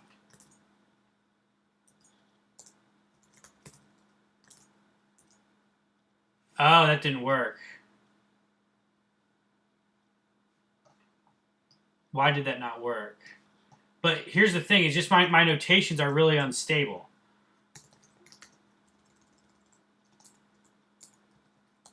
V scalar mult A V naught. Oh, it's also because this is not true and this is not correct. I'm doing the zero wrong. No, wait, hold on. No, that's V naught. That's V naught. I did the thing wrong.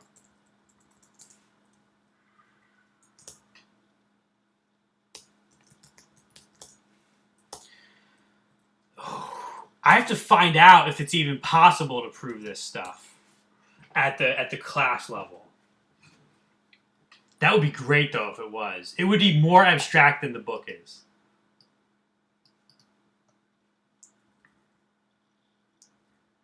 So I can look back at these proofs if they help. I don't know if they're going to help. Do I want to...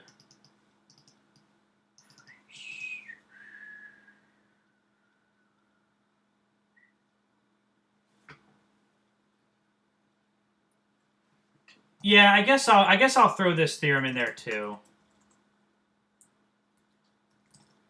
Theorem -1 times vector v is a v.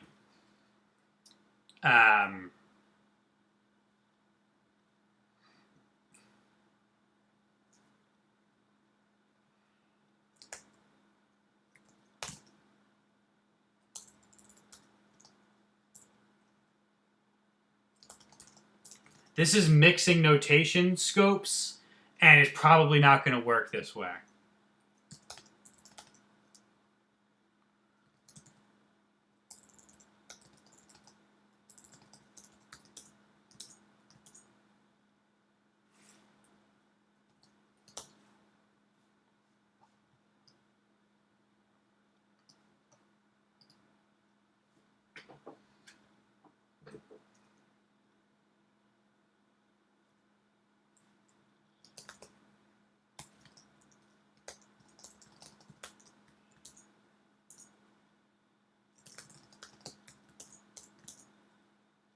Yeah. No. Oh, that's a problem. That is a problem.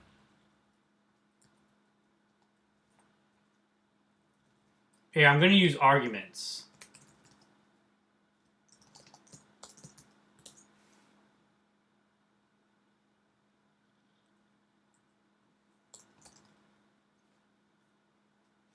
I forget how to use arguments.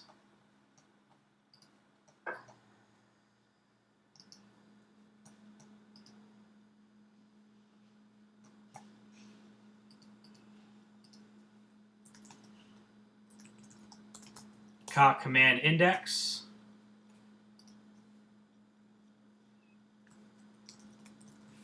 Arguments.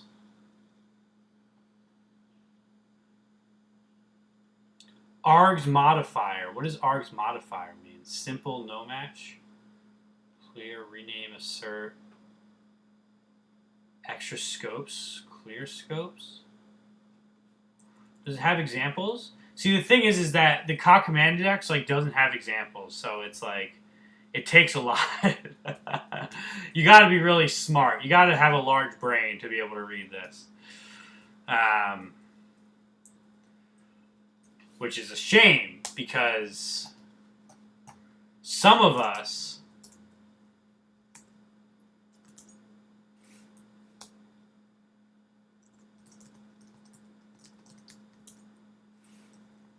Oh, you know what? Maybe it just needs to be.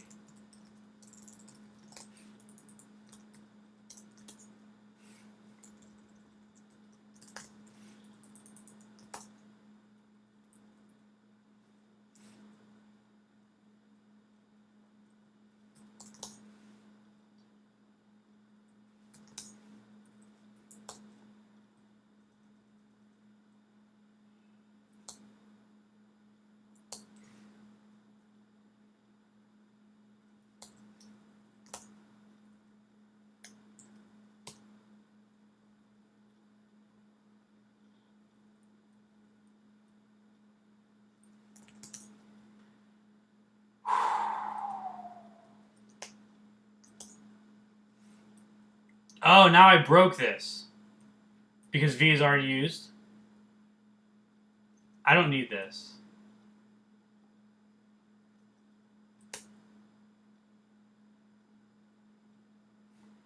RAINV has type A0 to A0.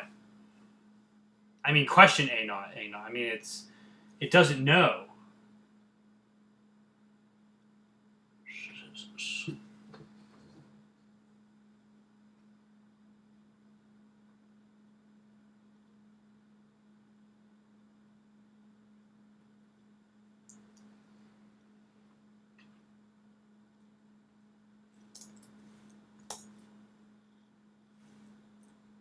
Oh well.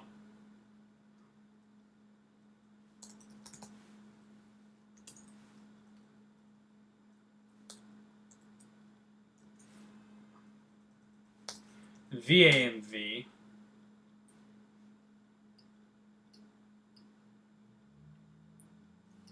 If it's just that the left-hand side and the right-hand side have different.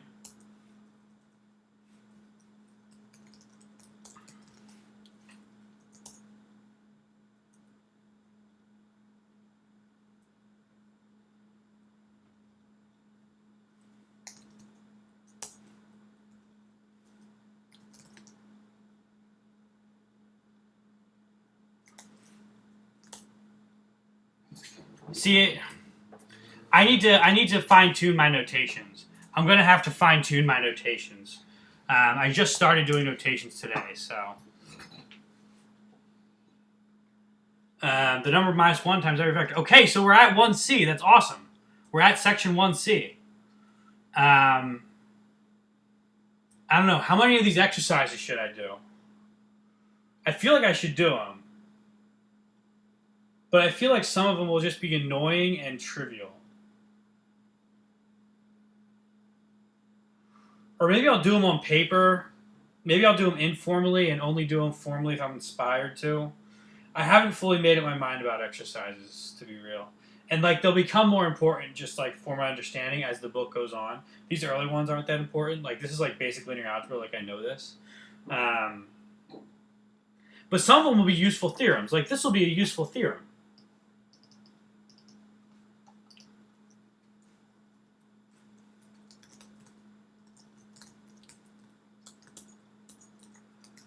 Theorem.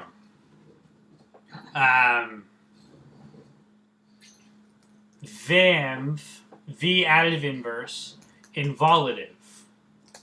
V is a V. And that is VIMV of V additive equals V.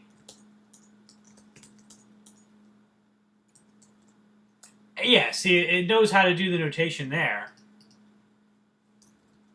It just can't mix notation at vec level and field level.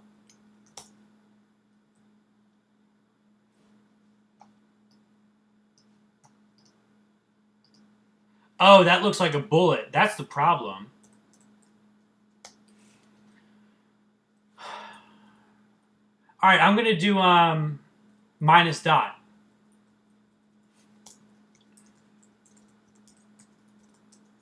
Minus dot.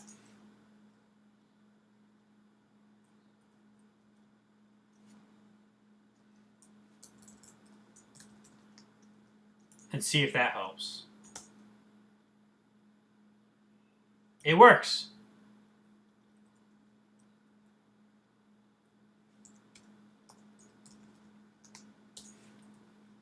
Minus dot, minus dot.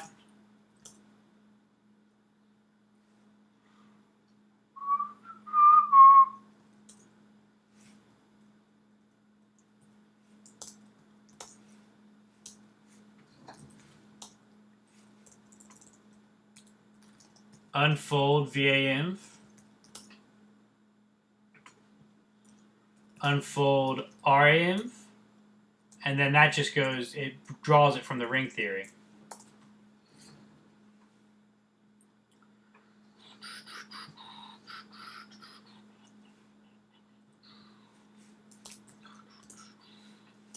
Yeah, like I realized, like last night I streamed for 5 hours. Well, yesterday, not really last night, and like I decided that I committed to 2 to 5 at a minimum, but like I'll just keep going if I feel like it, and like I want to make progress, like non-zero progress on this, and I am making progress. I'm on page 18.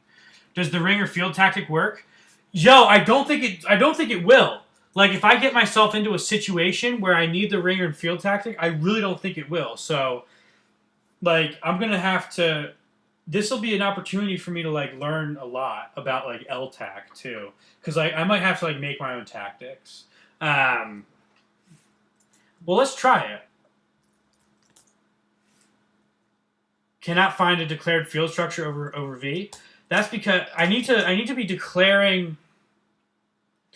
I need to be declaring vector space structures the way the standard library expects you to claim field structures. What's something that would be relevant? Number times 0. This would be relevant.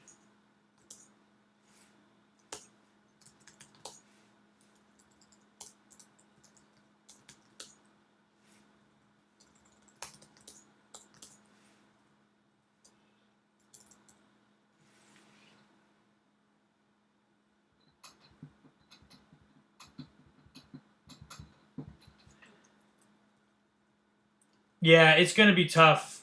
By the way, thanks for dropping by the stream, SubTube. It's good to see you.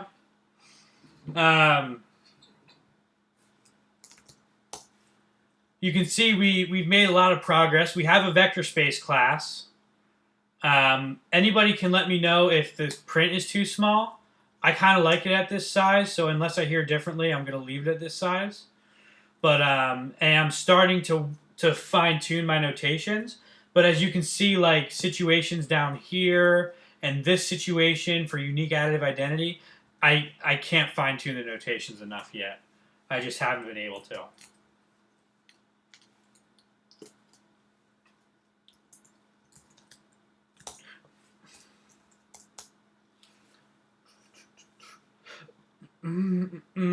I wonder what would happen. Probably nothing. Yeah.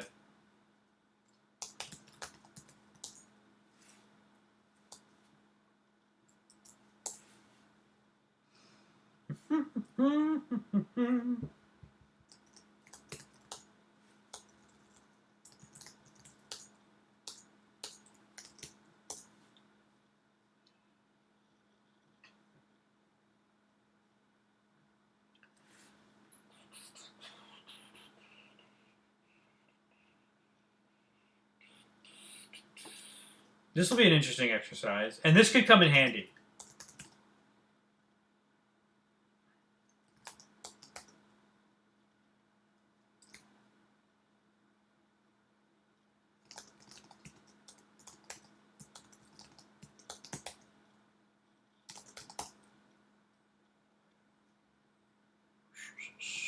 A times V equals 0 implies A equals the ring's 0, or V equals, I'm going to use U because it looks too much like or, means the V0.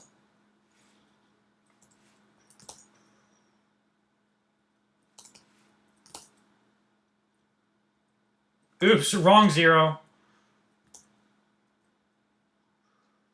Wrong 0 again. Not Z naught, V naught.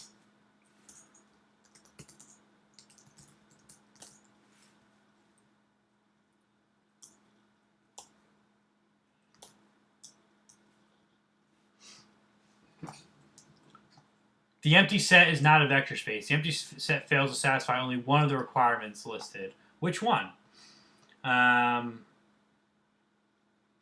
Let's see. I think that's basically fine.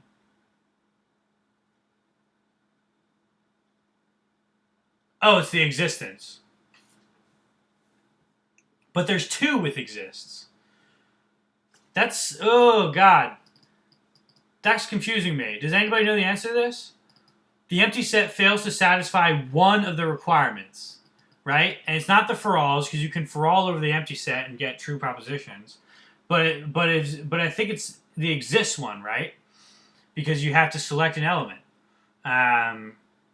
But there's 2 exists.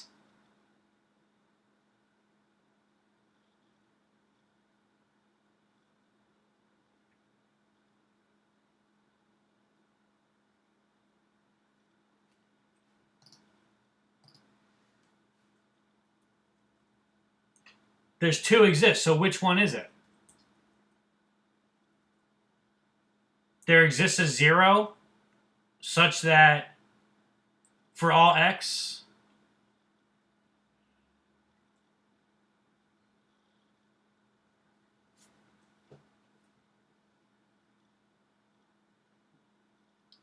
or is it for all x there exists a w? You can replace the existence of an identity with just the negative cancellation laws and define the identity. The nested exists is moot by emptiness. Define the identity as minus g plus g for any g, but g doesn't need to exist. Yeah, so it's this one. This is the one he's referring to, right? This is the one he's referring to. There exists a z such that for all x. The nested exists is moot by emptiness. You're right. It moots the whole thing when the for all x kind of fails. Not fails, but returns none. But the non-existence of 0 inverse needs a 0? Oh, it presupposes V's V naught. It presupposes V naught. Yeah.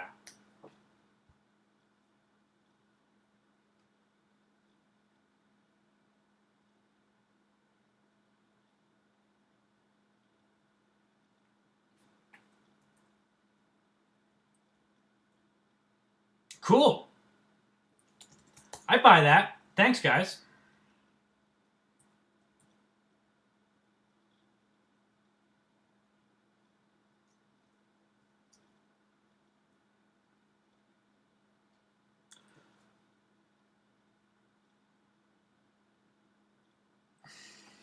Show that in the definition of a vector space, the additive inverse condition can be replaced with the condition that 0v equals 0 for all v and v. Here, the 0 on the left side is the number 0, and the 0 on the right side is the additive identity of v. The phrase, a condition can be replaced, in the definition means that the collection of objects satisfying the definition is unchanged if the original condition is replaced with the new condition.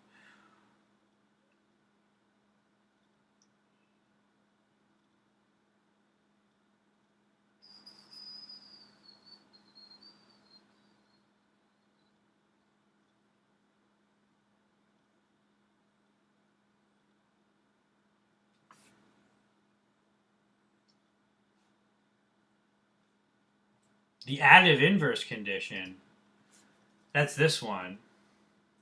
I don't see that at all. I don't see how that's true at all.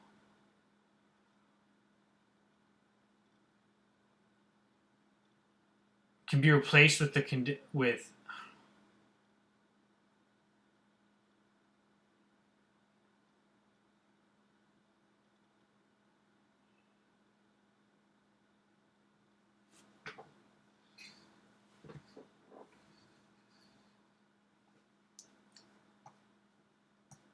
I don't understand this.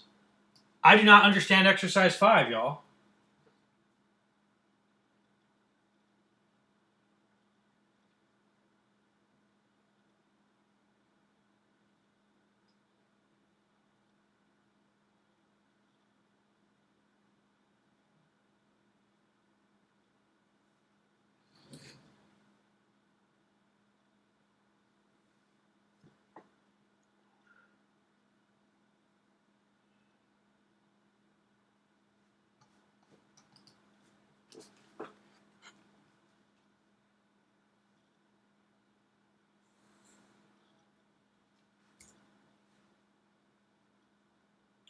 It follows from the proof of 0 v equals 0.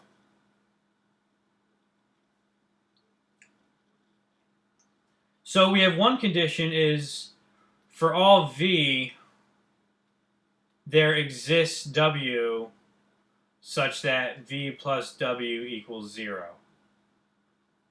0v.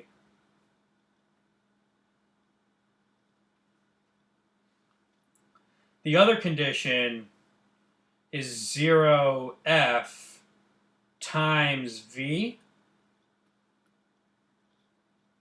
equals 0v.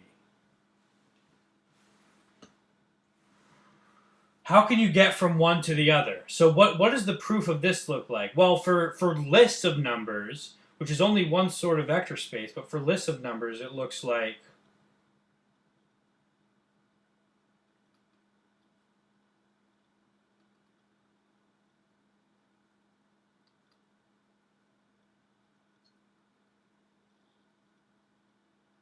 that's just, I mean, this proof is trivial.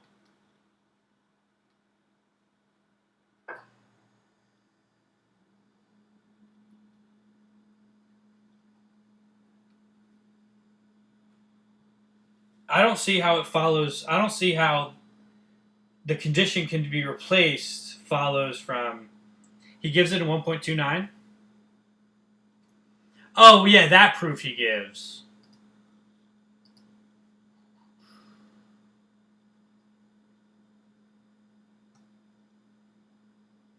Oh! That's an interesting proof. That's a proof for general vector spaces, and it's not a proof for lists. Why didn't I think of that? Ugh. That was my opportunity to think of some real mathematics. Note that 1.29 asserts something about scalar multiplication and the additive identity of V. The only part of the definition of a vector space that connects scalar multiplication and vector addition is the distributive property. Thus, the distributive property must be used in the proof of 1.29. Oh, goodness. So let me just review this.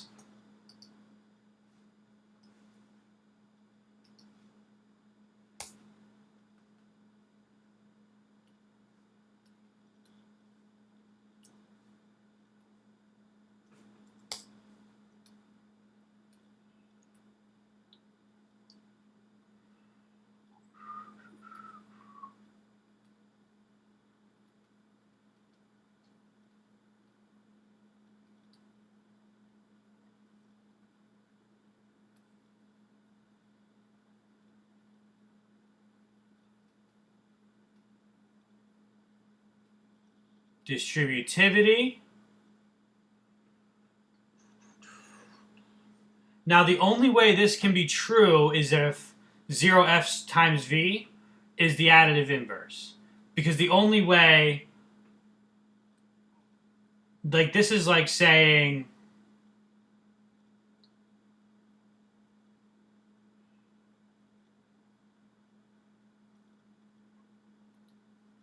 x plus 0fv equals 0v for x x replaced with 0 f of v.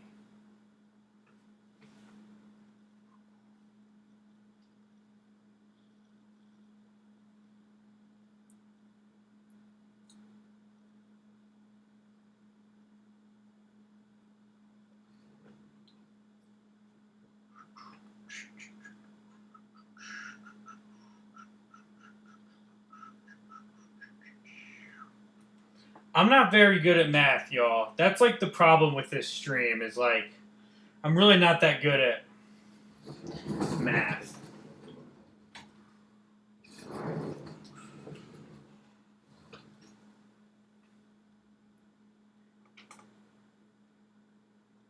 The non-existence of a 0 inverse needs a 0.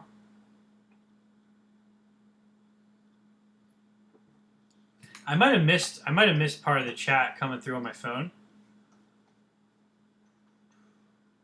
You can replace the existence of identity with just the negative cancellation laws and define identity as, but G doesn't need to exist. What? Wait. I didn't absorb this last time. G doesn't need to exist if you define identity as minus G plus G?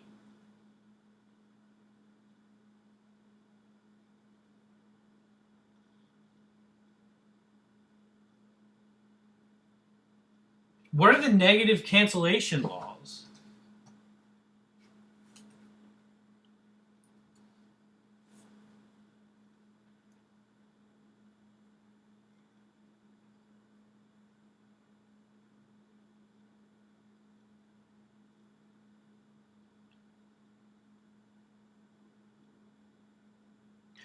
Oh, you know what?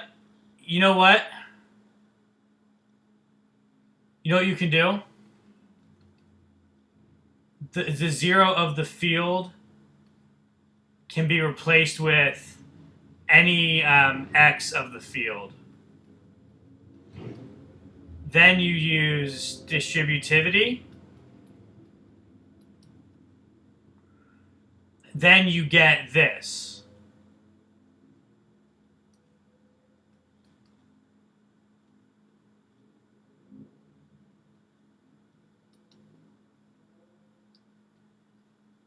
You can have an empty group if you do that with no identity but satisfying the group laws.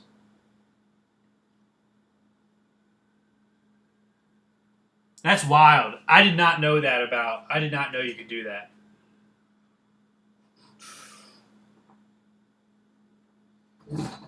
So I can see there's sort of an equivalence between these two. So to get from over here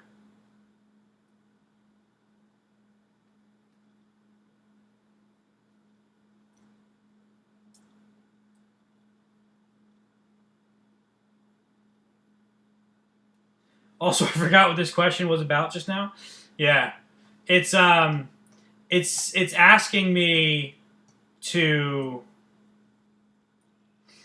the condition can be replaced. The additive inverse condition can be replaced with the 0 times v equals 0 condition.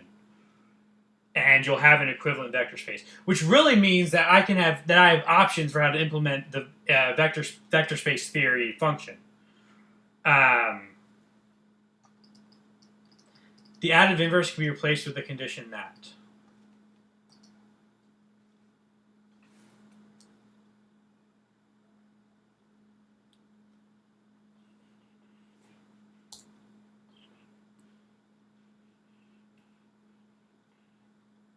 Yeah, this is it. This is the proof. Why am I not writing anymore?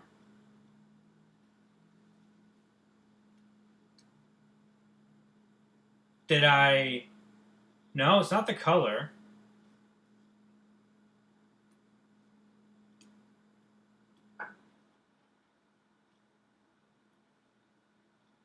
It's back. That's annoying. Yeah, maybe I ran out of ink. But it's a pencil. Yeah, this is the proof. This is the proof of that. Because it shows that the conditions are equivalent. All right, the extended real line. Let infinity and minus infinity denote two distinct objects, neither of which is in R. Define an addition and scalar multiplication on the extended real line as you would guess from the notation. Specifically, if the sum product of two real numbers is as usual, define infinity.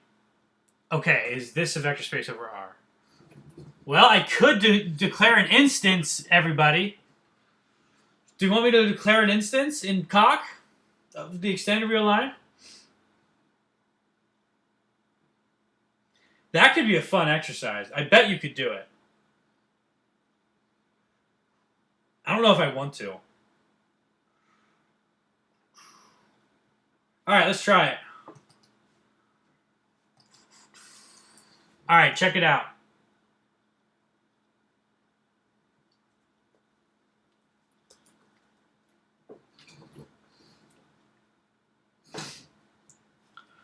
Okay. Context. You know what? I'm going to do it after I open scope. In fact, what I'm going to do is I'm going to do NVS.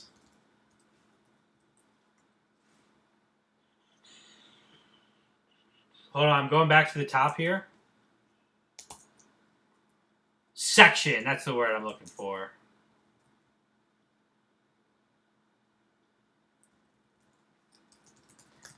Section. Exercise 1.1b6.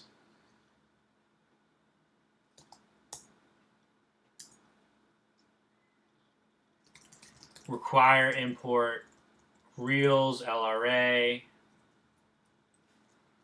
Maybe I don't want to use the real library.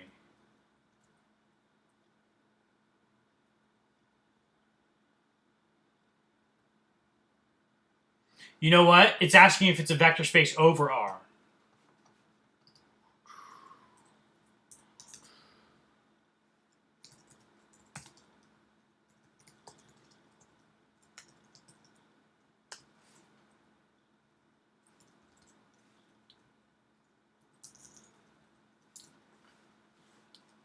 Context. RInf. No. Definition. RInf. Pinf for positive infinity is an R.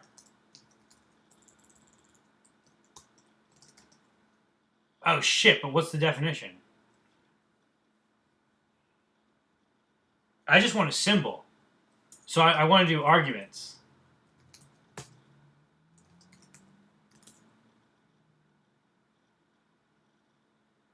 I need to figure out arguments.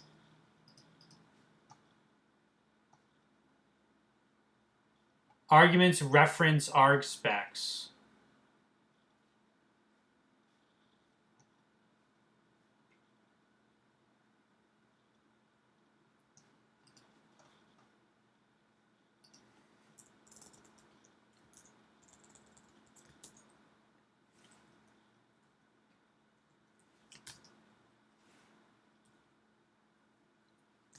Is it like backwards or something?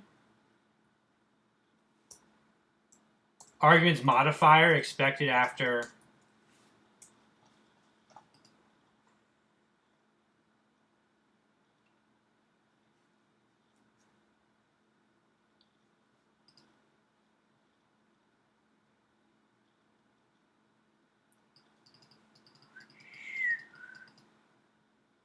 Simple never.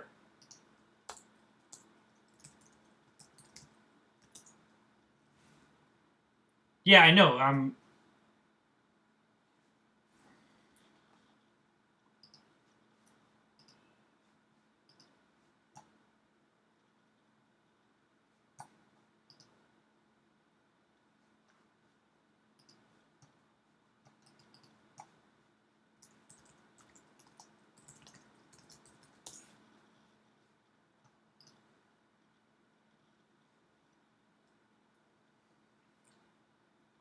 Maybe I just use context.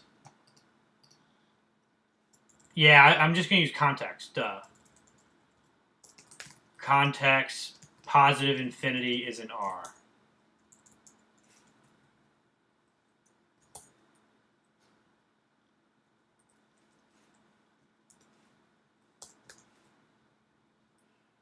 Oh, maybe I need to do it with implicit. Curly boys. Context negative infinity is declared.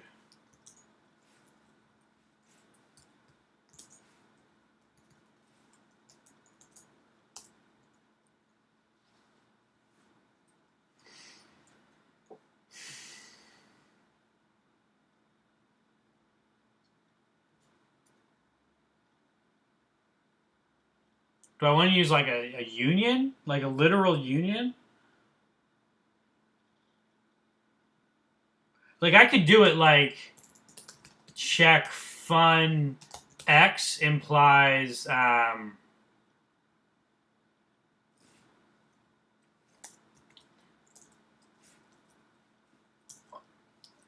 so for my lean coder viewers, do you guys have anything like ensembles? Ensembles are functions from a carrier set into prop. Use of require inside section is fragile. Is recommended use this function in finished proof scripts. Require in section fragile.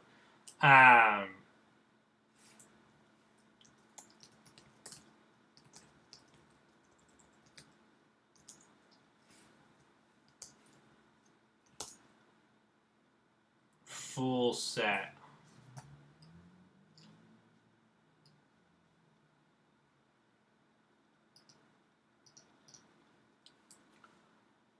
So it's basically the type ensemble R is the type from functions from R into prop. No, that's a type. I mean, check ensemble R gives type. But what they are is they're functions from whatever into prop.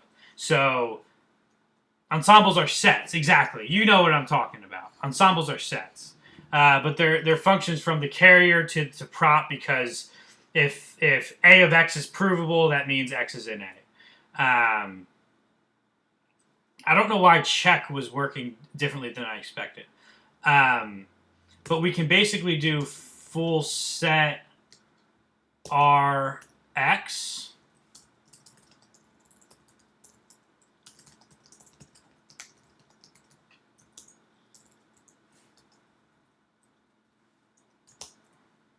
ensemble R. Full set Rx or X equals pimp positive infinity or X equals negative infinity.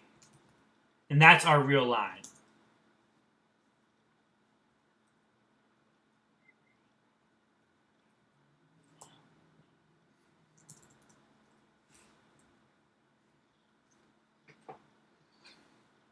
But I need to make it a type. So I wonder if I can do record extended R.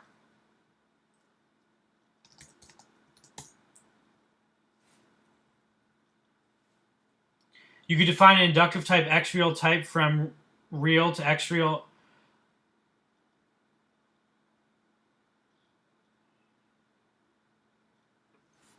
You know what? I like that idea. And I like it, and I'm mad that I didn't think of it. I hear you. I hear you all the way. I hear you all the way.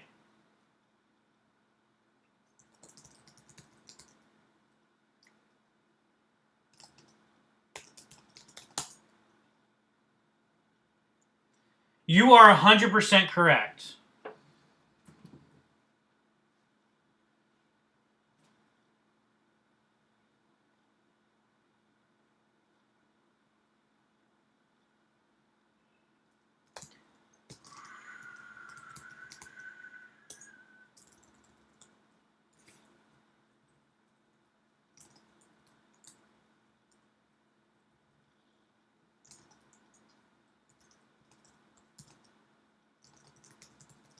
extended R. Negative infinity is an extended R.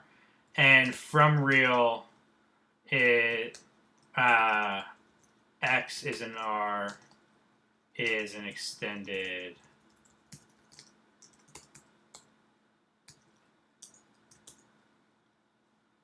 PIV already exists.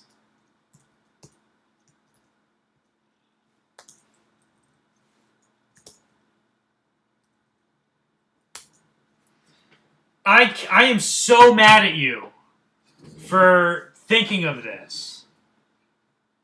I completely should have thought of this. I was going to go into records. It was going to be so complicated. But no, I mean, this is perfect. This is great. So thank you for that, Soup Tube. Man, we got to get into subspaces next. What's that going to be like? I have no plans for subspaces. I have not thought ahead about subspaces at all. But we're on page 18. We're making real progress. I like ignoring instances, to be completely honest, with this whole series. Like, I might just not make instances at all. Because I don't want to.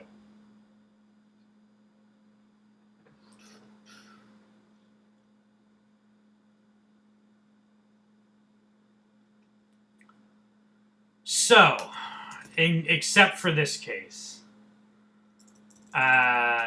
Theorem. Extended R is vector space. Vector space theory.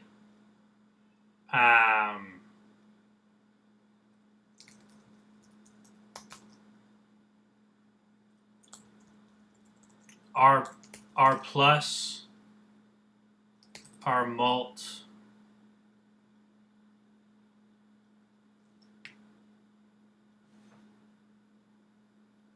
No, I didn't define scalar mult yet.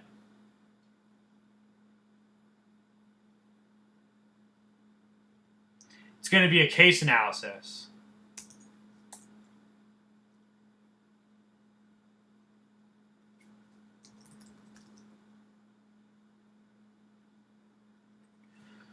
Oh, goodness. This is going to take a while.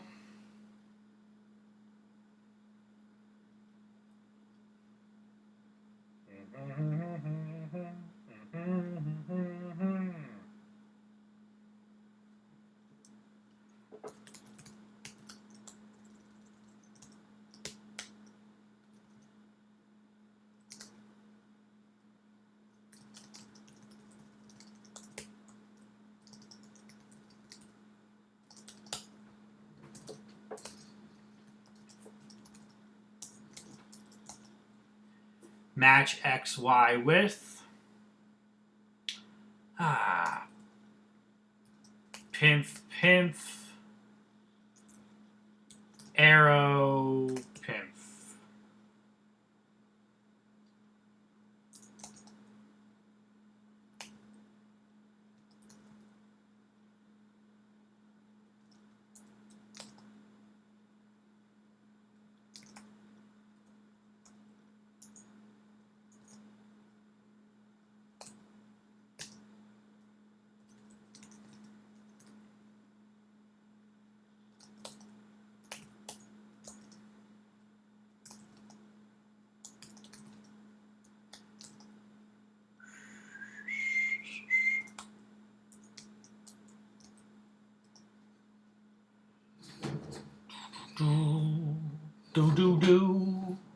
Do.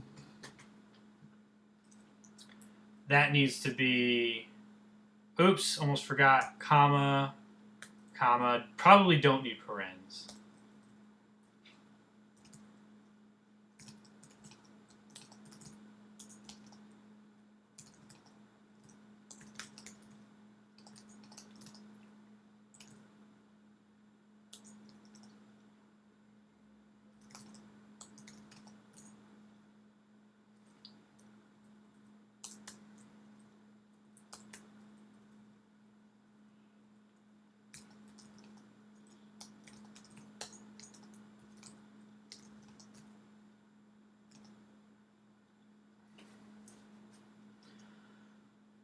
Dude, SubTube, I can't believe you made me do this exercise. It's just a hassle.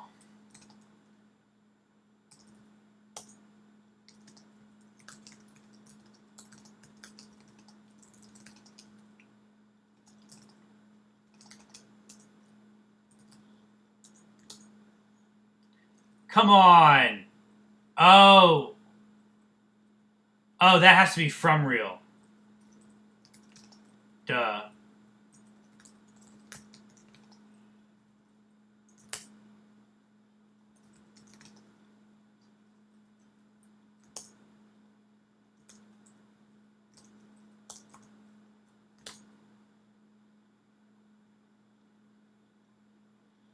Oops. Prime. Prime.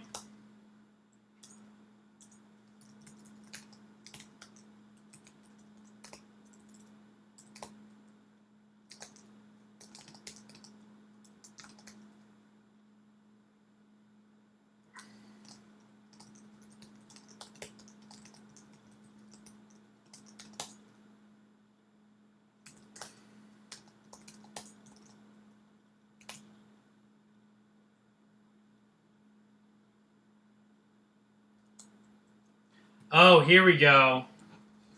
I need to search over because it's conditional on the equaling 0. So I need to do search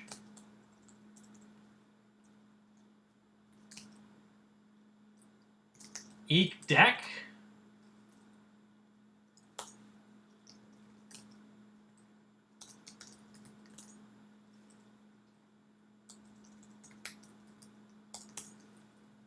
Oh, it's the trichotomy. No, it's not trichotomy. Well, it sort of is. It's comparing x or t and 0.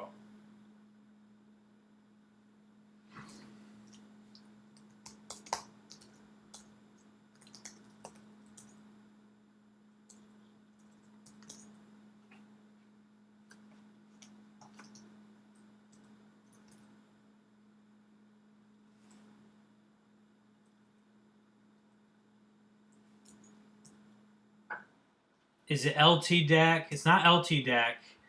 LE_LT eq_dec. LE_LT eq_dec. No, it's not LE_LT eq_dec.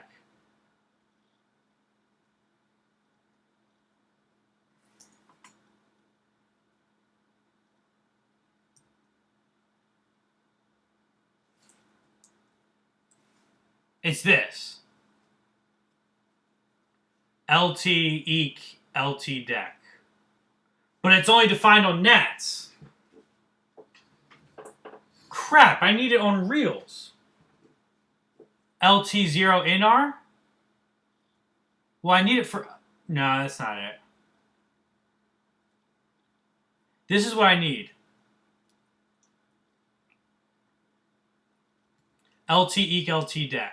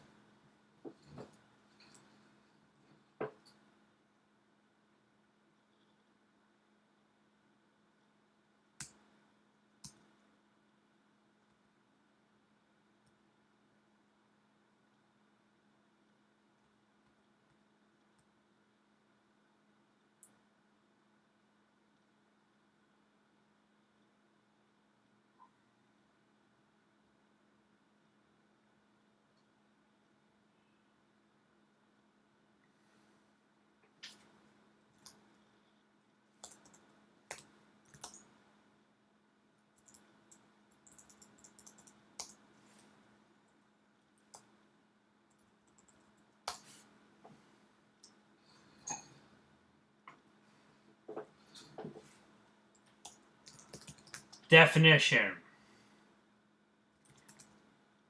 Trichotomy. XYR is defined as a prop. X is less than Y or X equals Y or x is greater than y.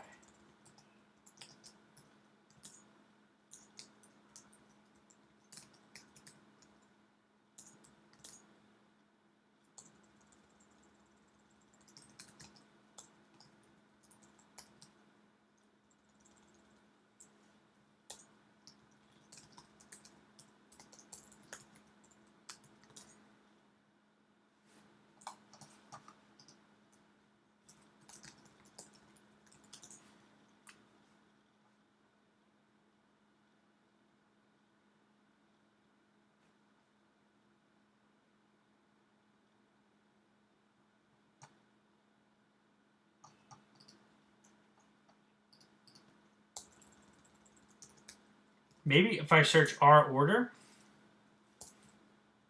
if I just search order, it still doesn't help.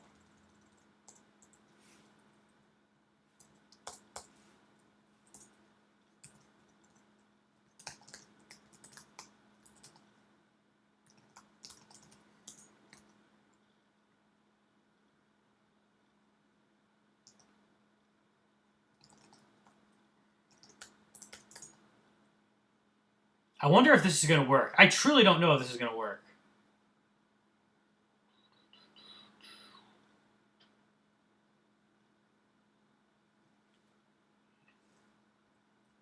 Oh, you know what?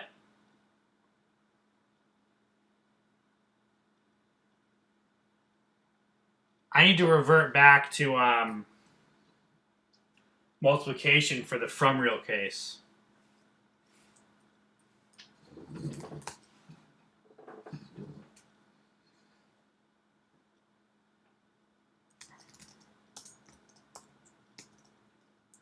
Match y with pimf, nymph, pimf, from real x prime, from real x prime plus x. And it's actually going to be y prime.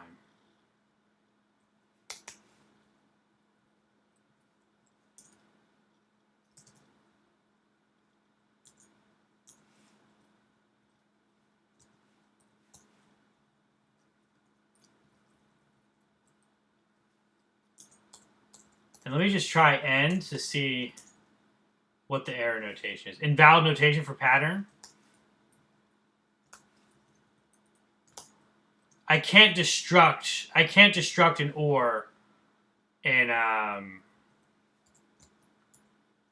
mean it's usually equivalent, but if I switch it up to here,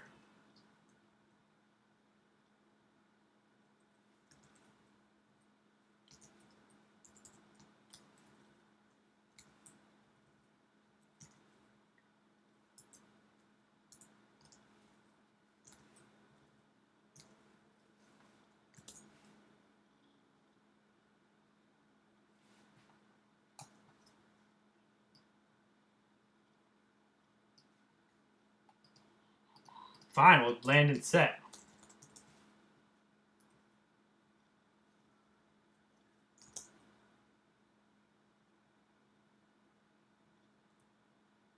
This should not take so long.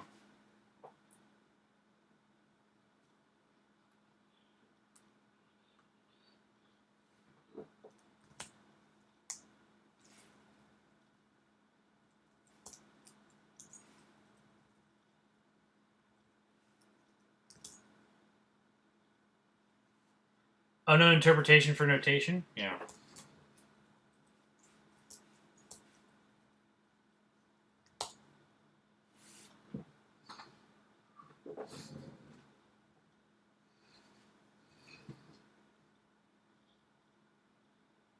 Oh.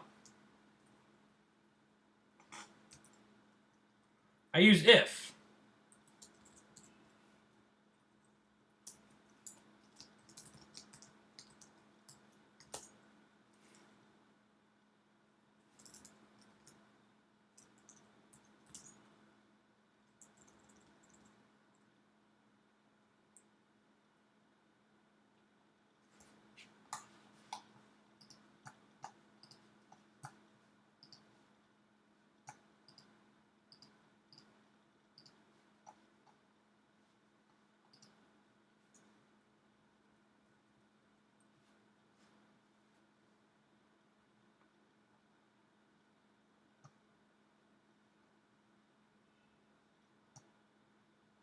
There should be R order here.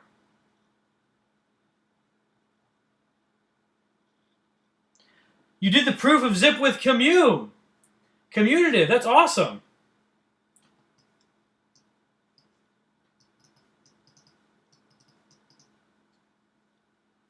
That's awesome. Good for you. Oh, they have an R uncountable now. They didn't have that before.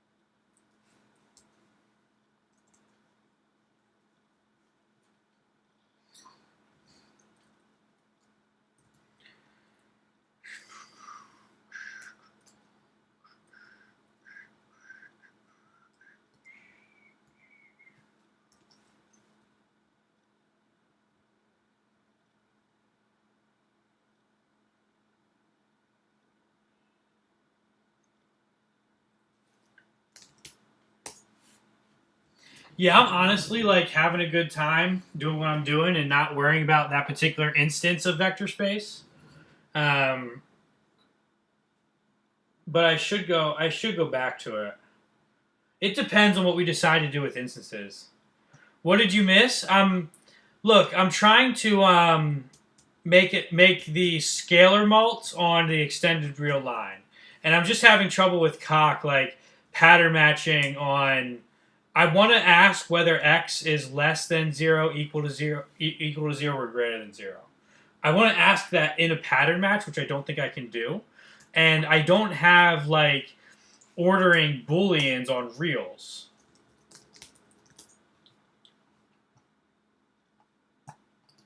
Oh, here's what I want to search. That was too big of a search. R into bool.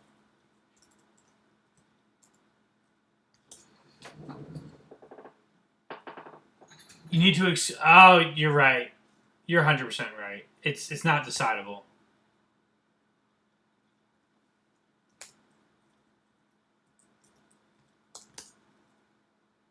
There's nothing for R into bool.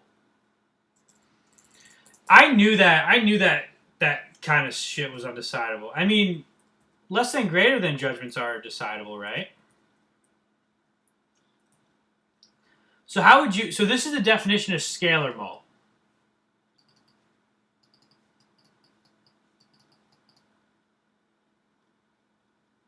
How would you do it?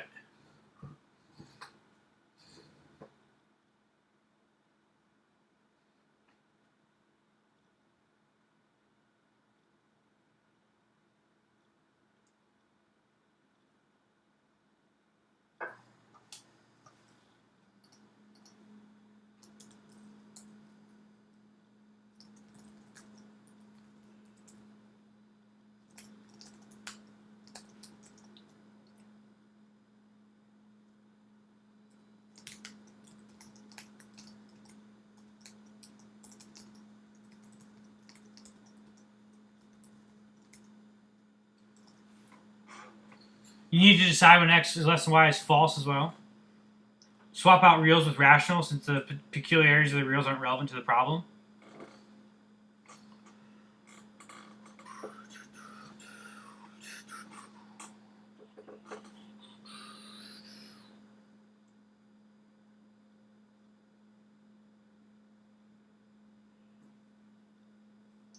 I feel like it's a cop-out.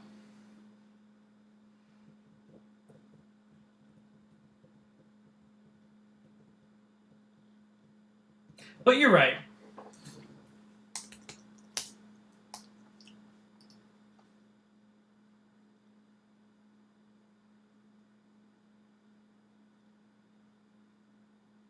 If it's really that important. Where is Q?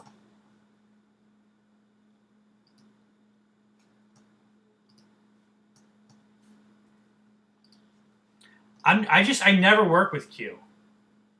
I have no experience with Q.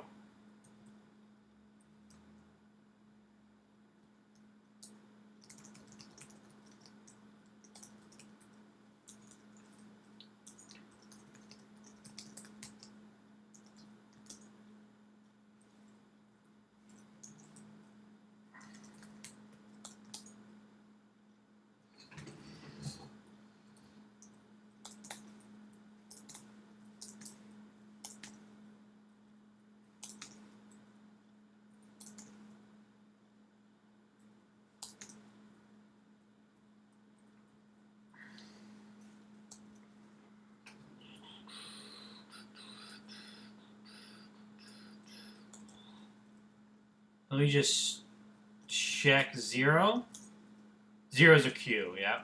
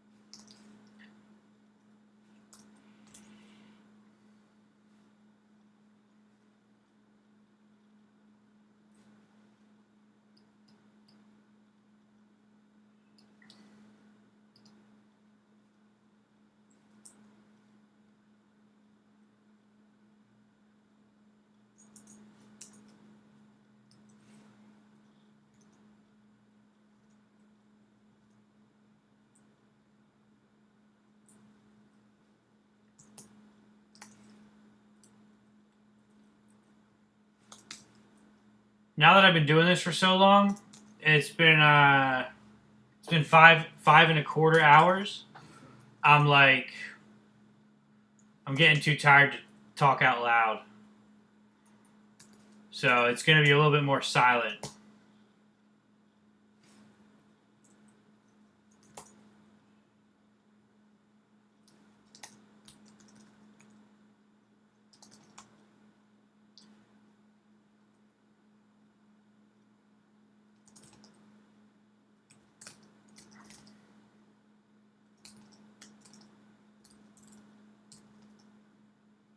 If x is less than 0, then match y with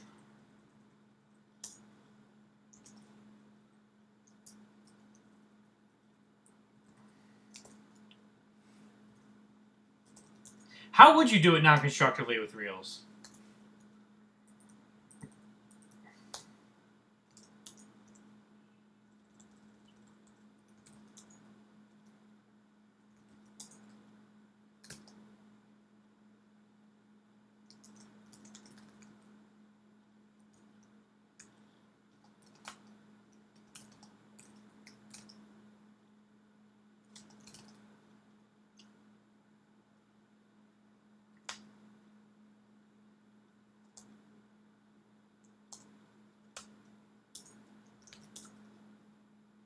You'd have to assume the excluded middle and split on the special case.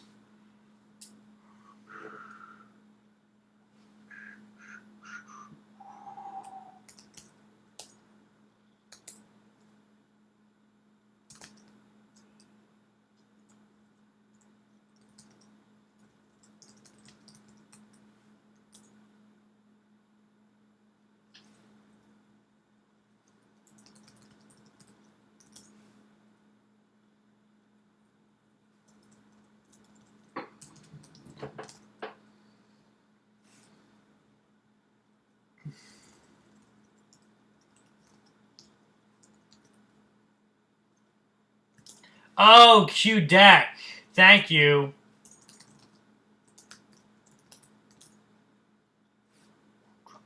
But I can't pattern match on this. I don't think I can pattern match on this.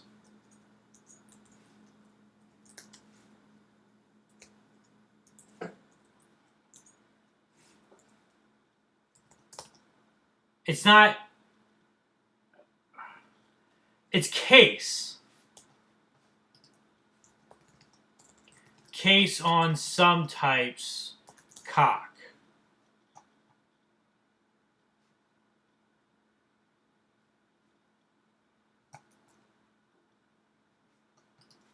How do I do that? Is case... Yeah, case is a word.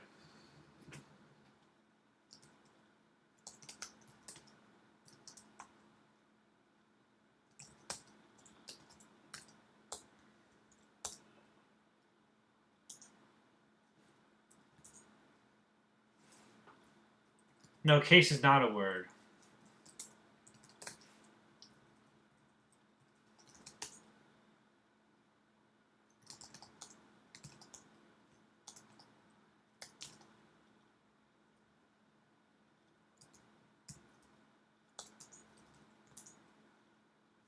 Invalid notation for pattern.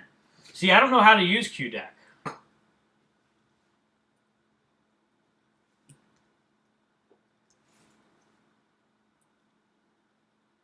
QDEC is of type SUMBL, which you should be able to match on. It has left and right constructors.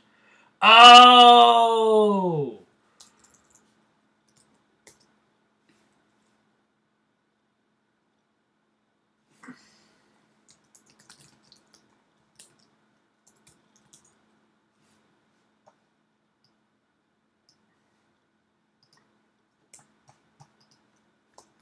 Pattern match on SUMBL.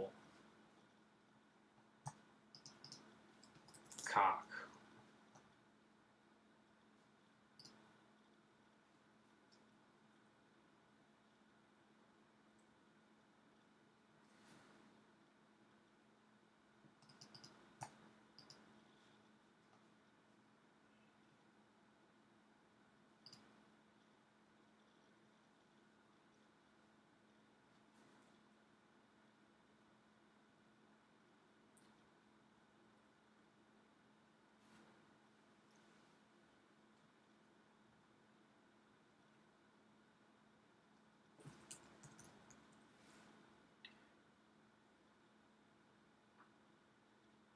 Oh, it's left.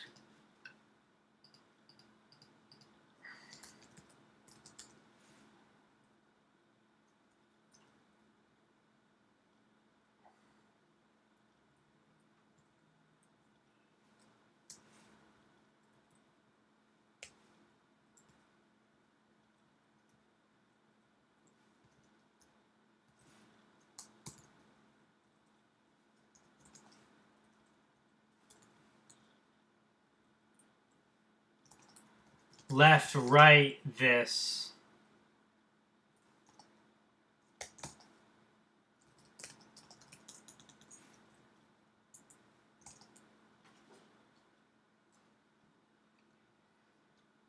That's how that works. So...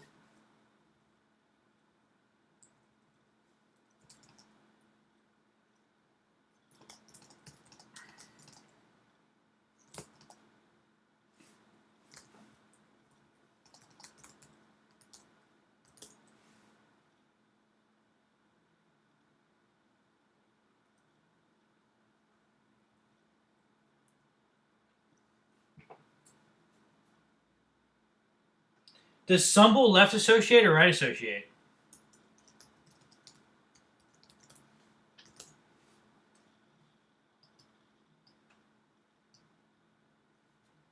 SUMBL type scope? Yeah, I know, but SUMBL type scope, it's not telling me if it left associates or right associates. Usually the notation thing should tell me that.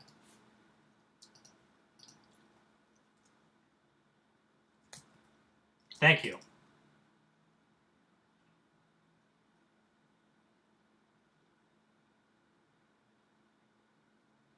So if this is the equals case, then we're actually not matching y. Then we're just actually sending it to 0.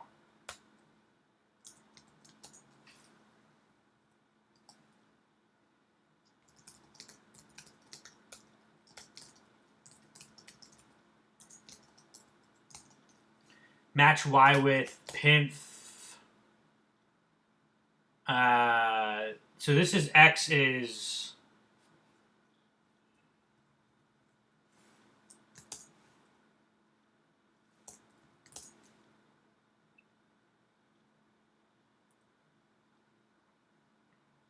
Oh, no, it's less than, greater than, then equals.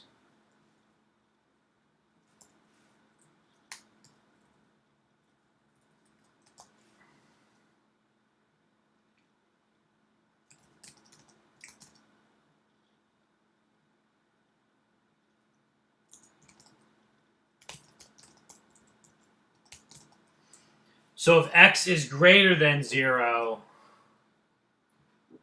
positive infinity goes to positive infinity. And negative infinity goes to negative infinity. And from rat, not from real, from rat,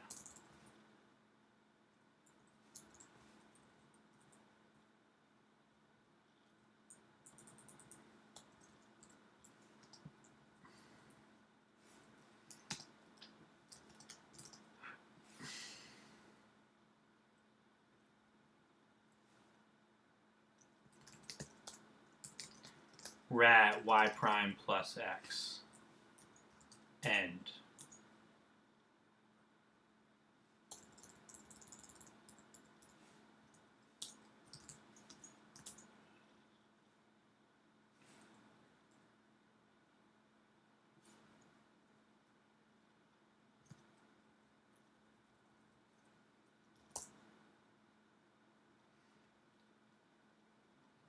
Found a constructor of inductive type sum bool when constructor of sum or is expected.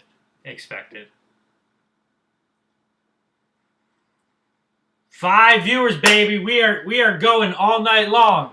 We've been here for 5.5 hours. We will keep going.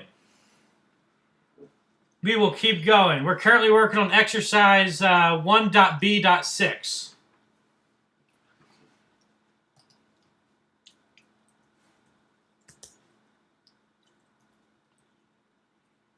Maybe it's right then left.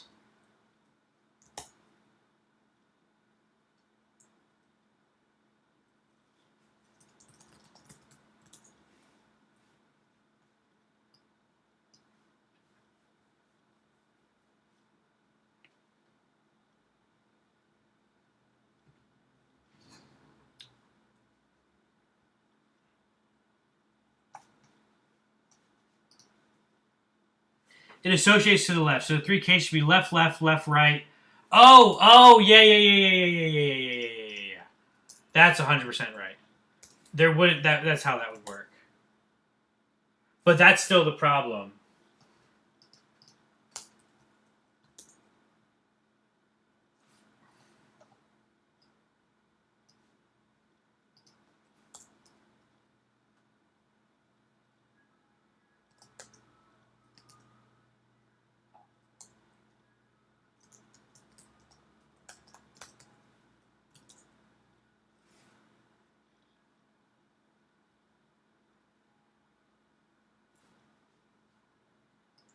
Yeah, left is not for the type sum. There's a difference between some bool and some or. So if you look at locate plus, there's a couple different things at type scope. There's some or, and there's some bool.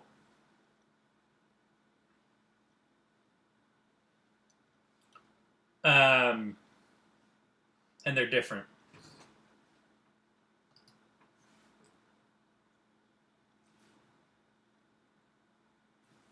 Oh, so I just have to... know what I have to do? I have to print some more. In left and in right. Did you guess it right at the same time that I figured out what to type into the machine to give me the hint?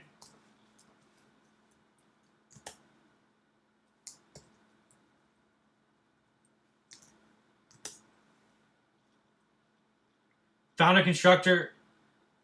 Look at that.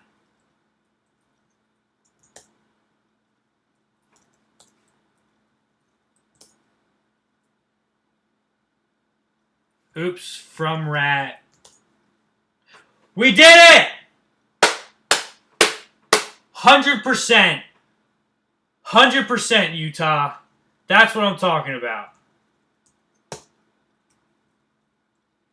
Yeah, woo is right. Woohoo!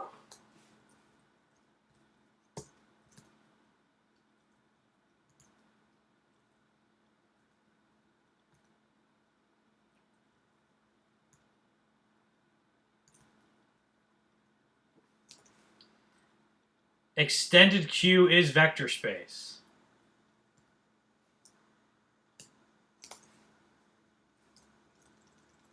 Q plus, Q mult.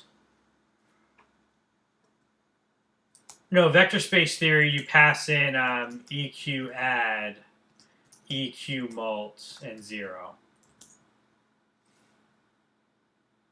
EQ S mult.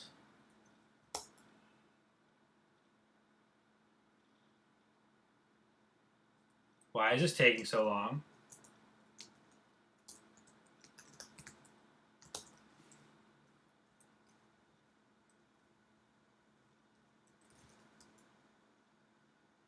What?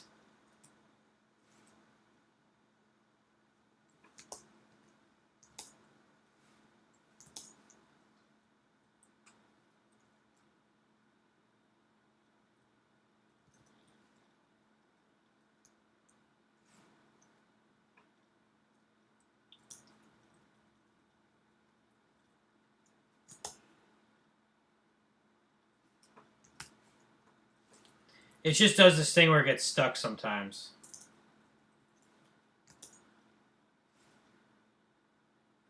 Cannot unify extended Q and Q? Oh!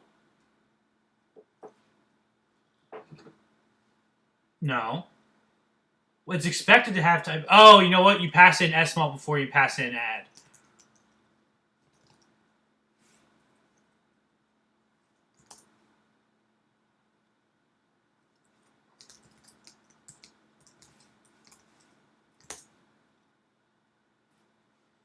You've got to be joking me. Oh, I don't have an instance of... I don't have my instance. SubTube, I need to declare my instance ring and field. So I need to go instance ring, instance Q ring is of type ring Q is defined...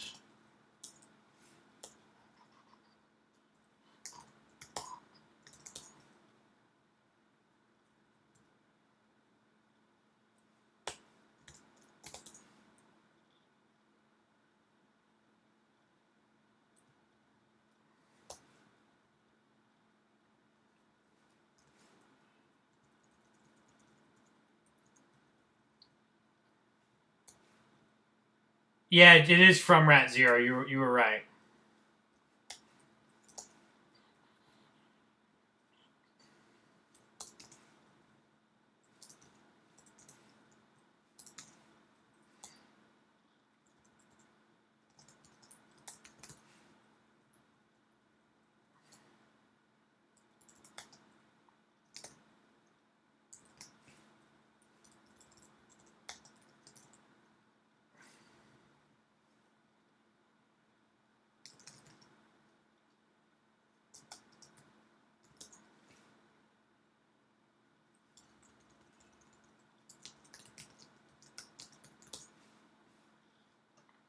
Q minus.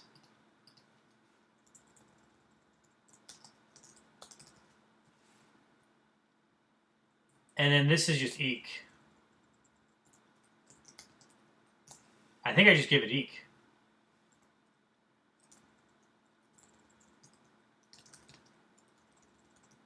Locate eq.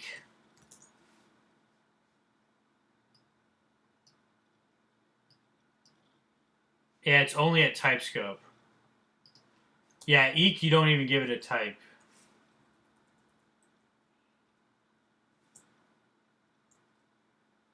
Oh yeah, r minus.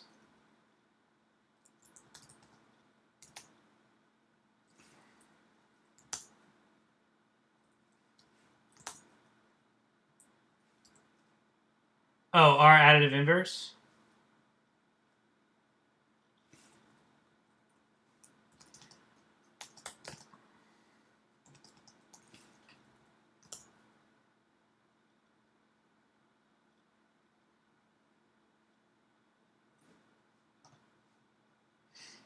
Oh yeah, I need to declare. I need to. All right, we are not. We are not going to Q is ring.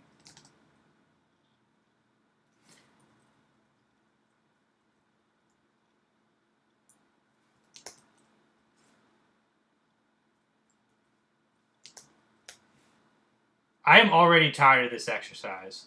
Like I've proven that we can do it. So like I'm happy to like not do it anymore. Fun Q, but I've gotten this far, so I'm gonna just finish it.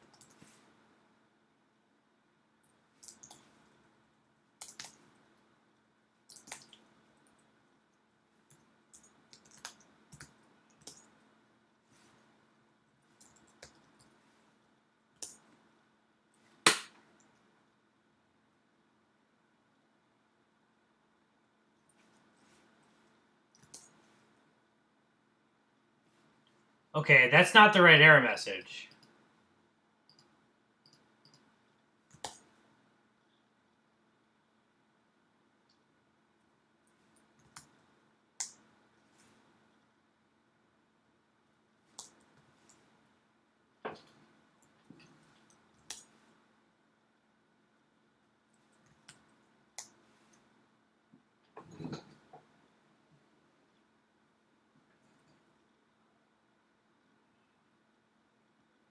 Oh no. 0, 1.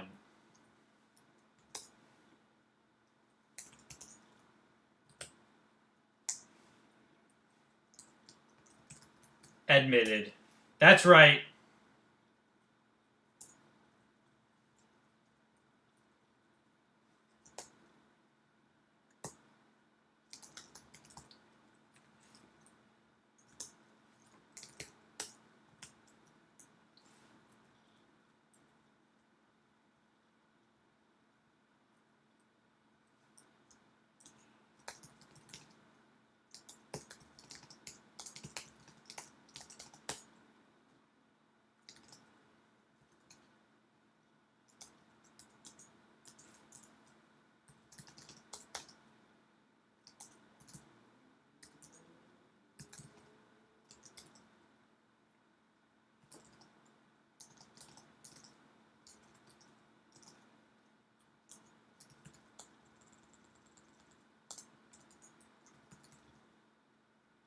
Is field.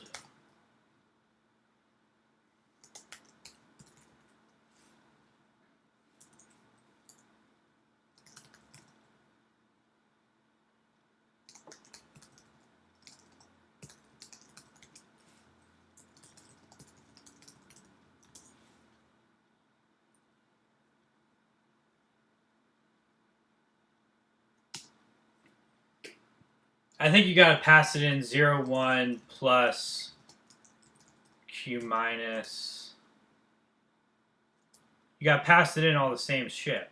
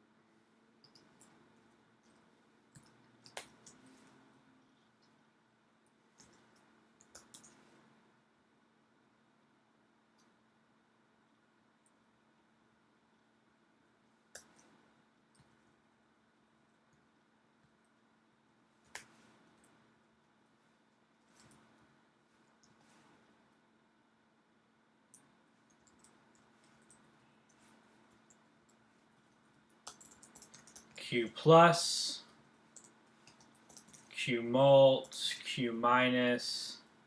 It's probably Q op. Q op is probably here.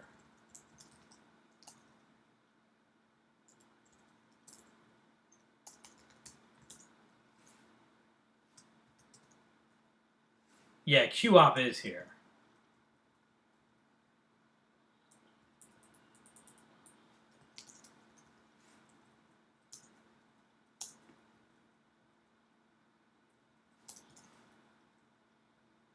It's probably got Q div and Q and unique. And if not, I'll just pass in a lambda.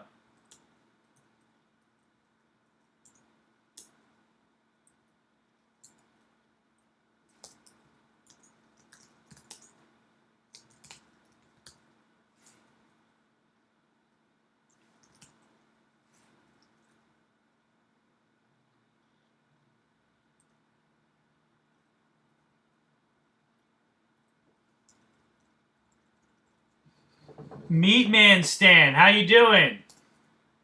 Good to see you. We're talking about linear algebra right now. What is QOP? That's what I was doing. Thanks for coming to the stream. Do you have any particular questions about linear algebra?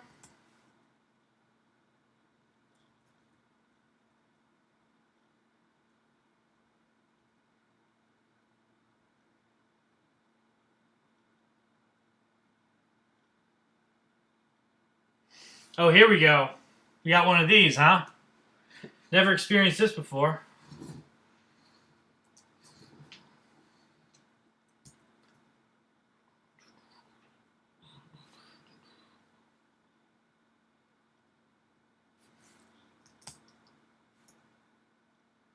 Why does it take so long? My computer's like heating up. The machine is totally heating up. Because it's been running cock for the past forever.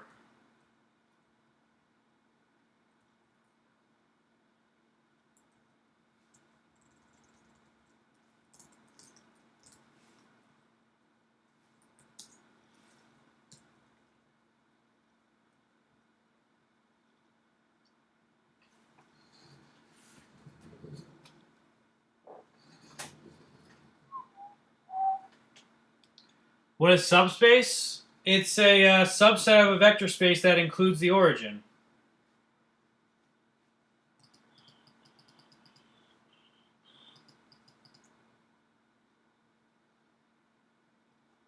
A subset U of V is called a subspace of V if U is also a vector space.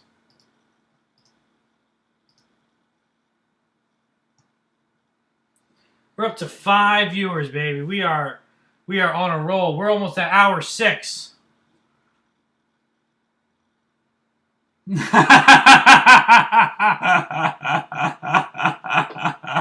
Soup tubes, you're too much. You are too much.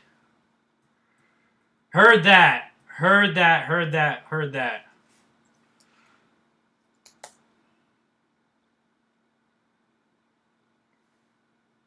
Alright. I'm not entertaining this on stream. Y'all can do whatever you want in chat. I take no responsibility for what goes on in chat. To an extent. I think there's some things I would take responsibility for. But this is just degeneracy, and that's fine. There's nothing wrong with degeneracy.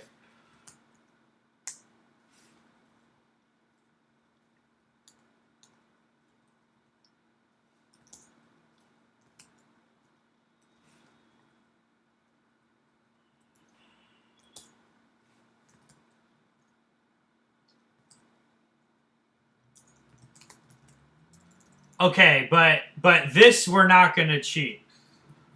You are waiting anyways, might as well.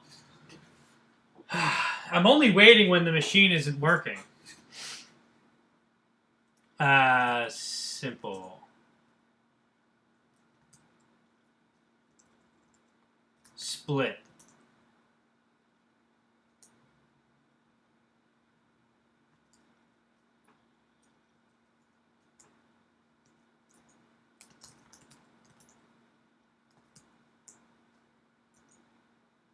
intros.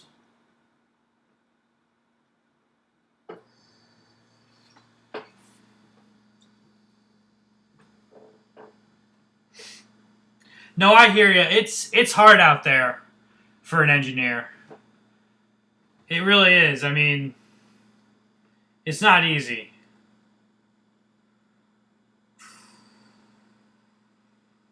This is like, I mean, linear algebra done right is like, it's a little bit more theoretical. It tries to go to vector spaces at one level of abstraction above matrices.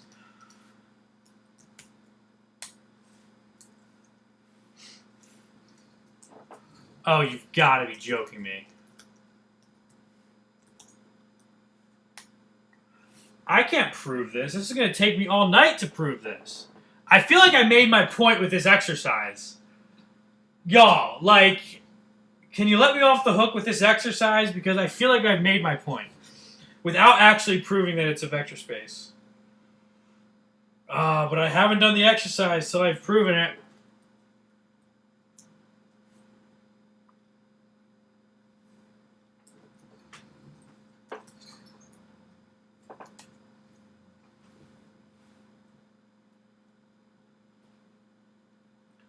So we can do induction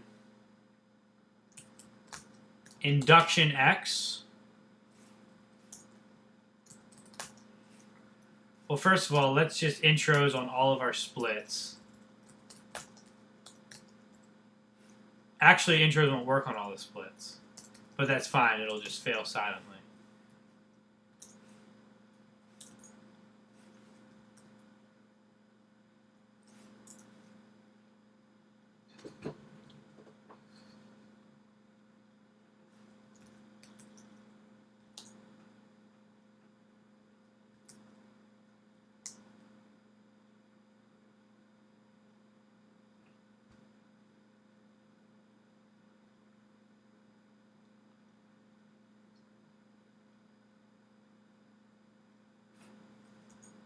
We're probably going to double induction.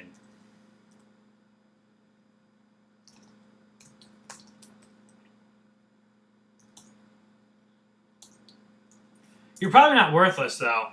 I mean, it's hard to get through linear algebra to an engineer's level. The weird extra axiom in the text forced to be a vector space, even though infinity minus infinity is usually even defined. The normal extended real algebra isn't even a semigroup, much less a field or a vector space. You're kidding me. The extended real line isn't even a semigroup?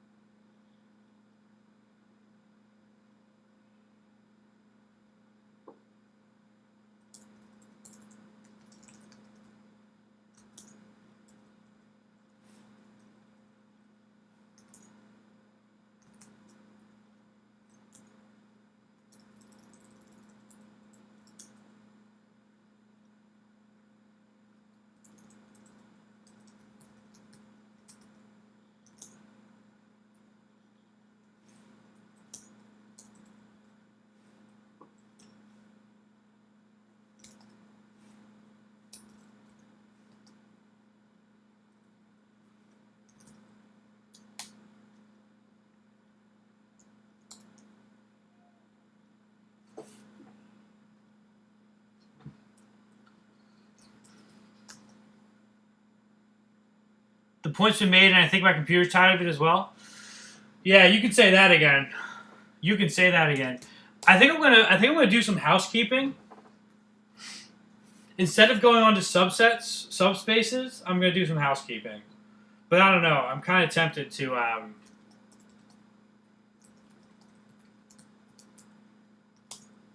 just want to see what happens if I do this.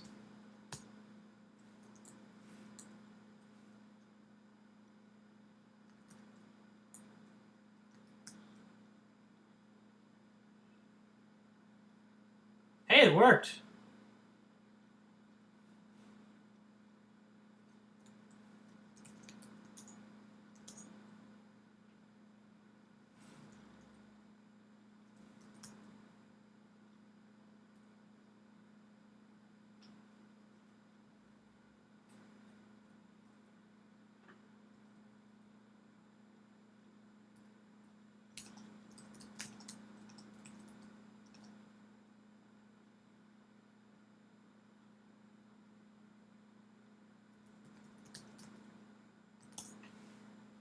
We'll see if that works.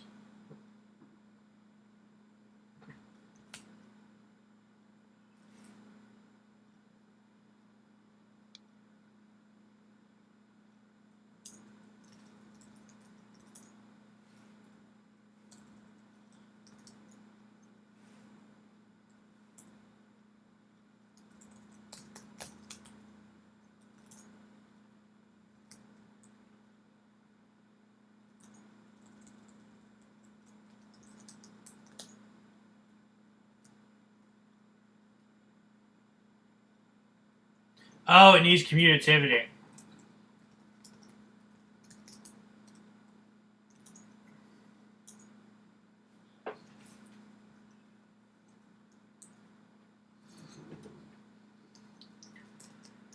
Search Q+. I'm just having a good time. That's what I'm out here for, is to have a good time.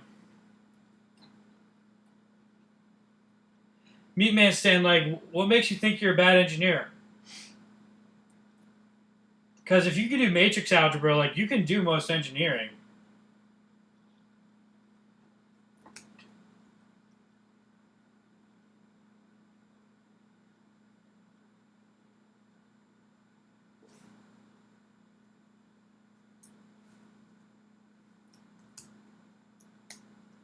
Oops, that was a waste. Oh, never mind, it's down here. Q plus com, it's right here.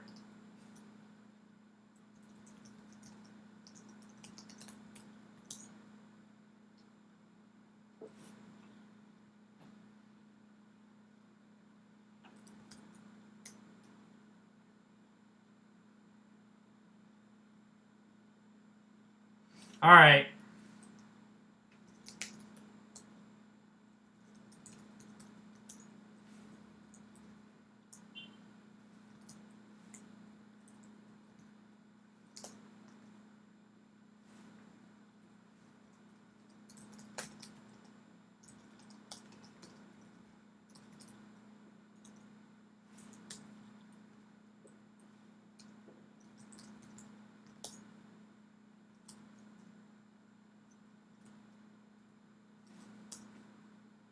Okay, so we're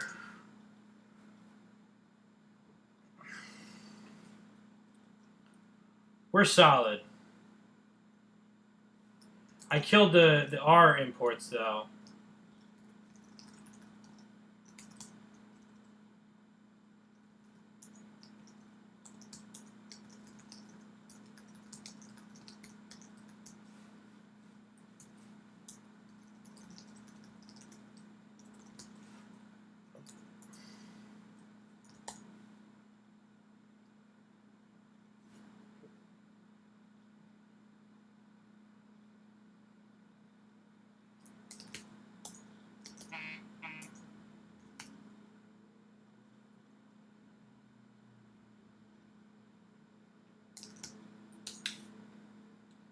All right, so what's our basic housekeeping goal? So let's kill cock.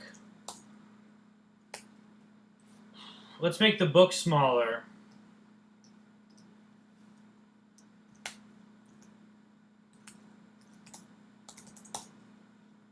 And open up term.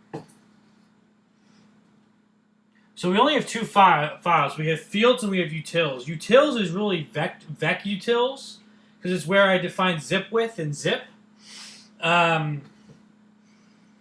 We want to organize this like the tree we want.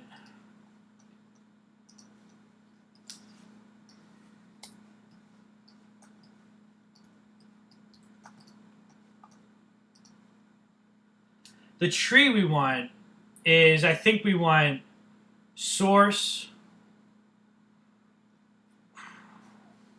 and then we want the main classes. So I think field, ring, and vector space are going to be in let's call it classes .v, and maybe we'll have an instances subdir.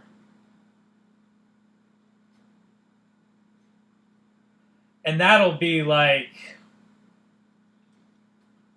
vec r and like list r and fin r and things like that.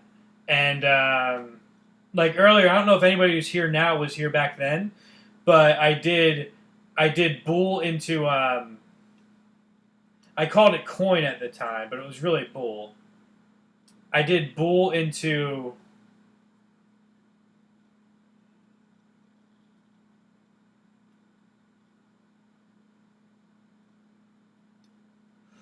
come on.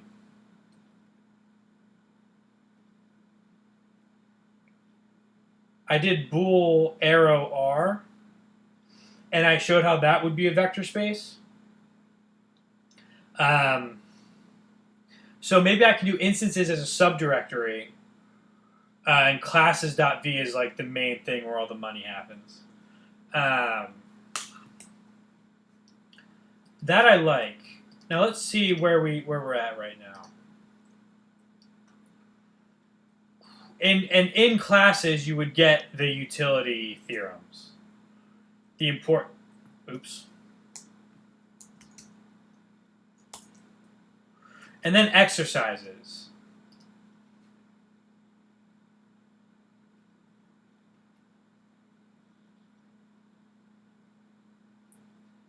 But we want exercises to bleed into, because sometimes the exercises will be like valuable theorems, you know? So we want them to bleed in.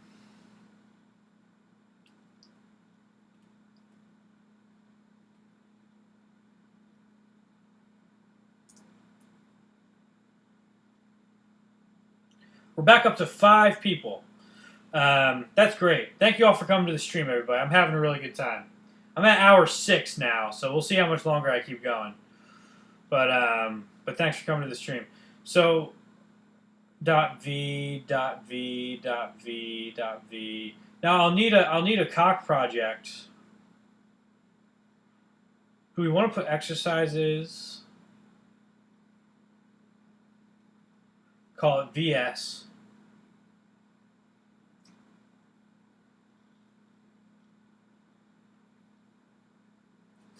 I'm worried about the extended real line not being a vector space, because if that's an exercise in this book, like what do they really want?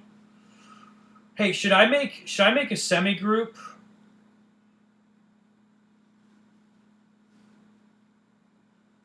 Class that precedes the ring class?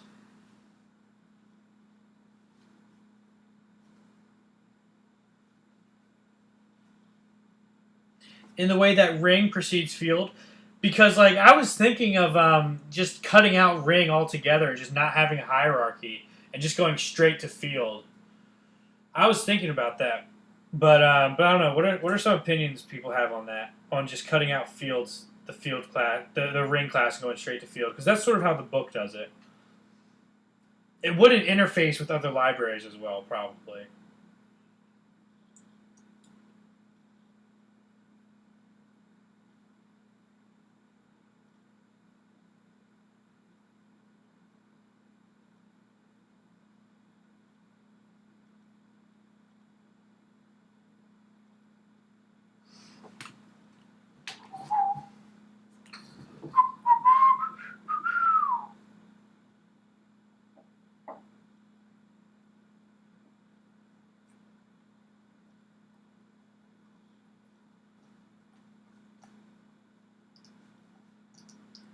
All right, so we're going to do echo.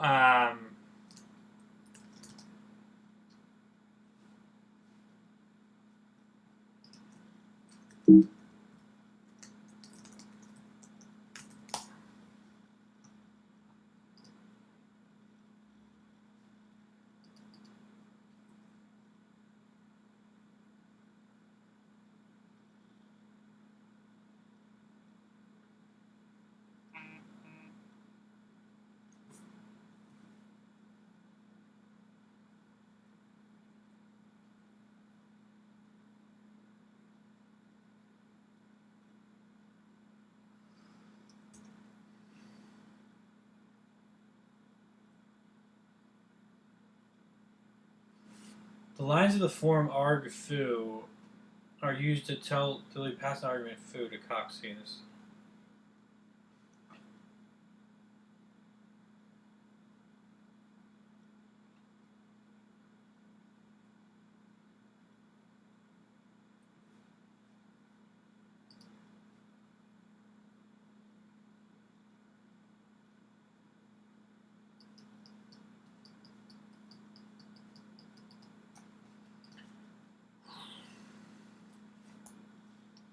What's an example?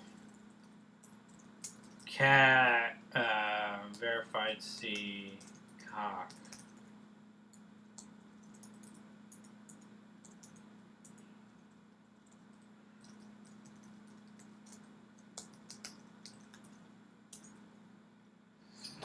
Dash Q dot.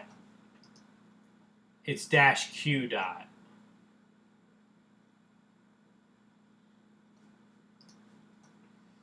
So I'm going to do this as echo dash Q dot VS. Cock project. Make dir instances.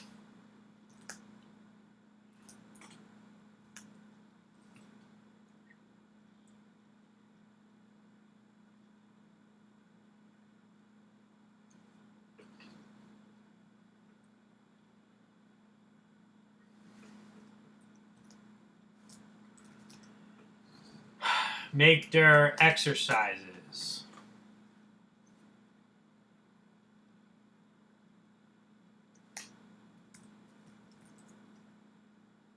Exercises 1b 6.v.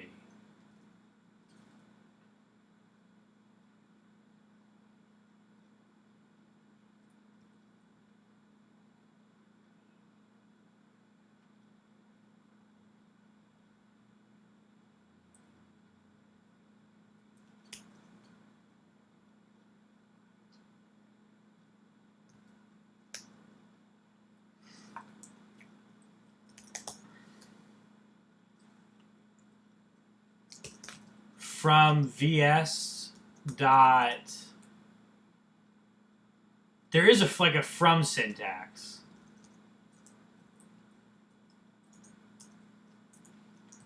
From VS or VS dot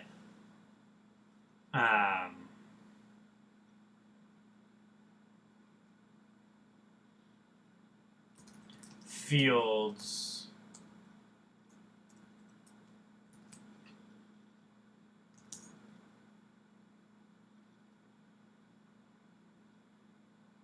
VS.fields while searching for it. So I need to compile it. I just want to see if this works. Cock C fields.v. Error.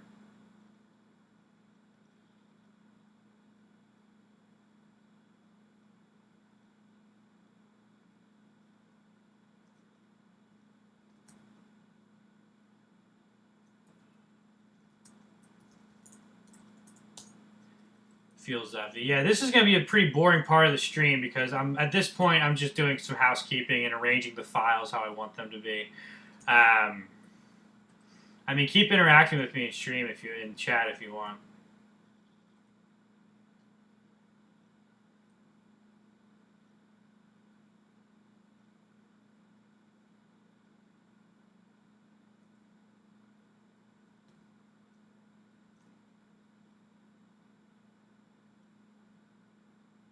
Yeah, here's bool into R. So I have a vector space for bool into R, but I didn't really write the proof. Which is sort of a proof of concept that you can use any finite set. But in this case, a set is like an inductive type with a finite number of null-array constructors instead of a set. So I don't really know how to do that better.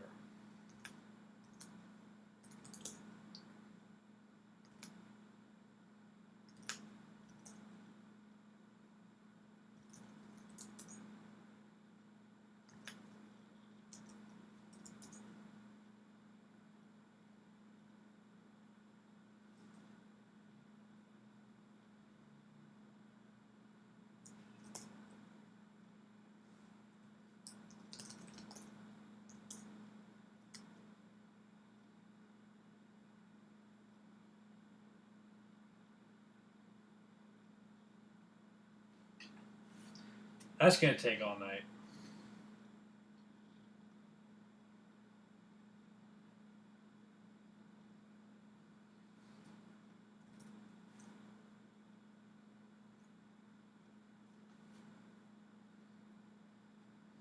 I'm going to go turn on my AC real quick.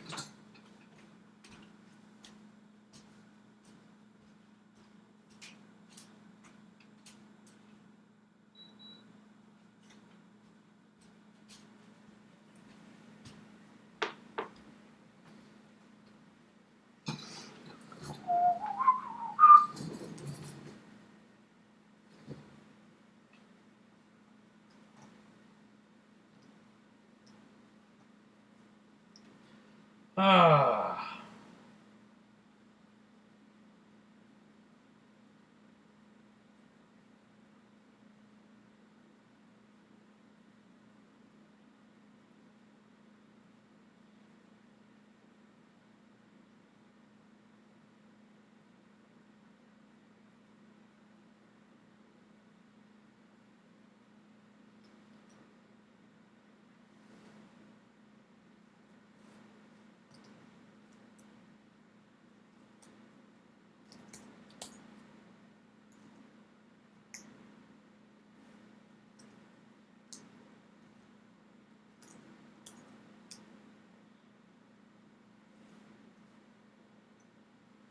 Alright, so we're not going to try to mess with this. We're just going to rearrange the files. So what we're going to do is we're going to, in instances, we're going to say rvec.v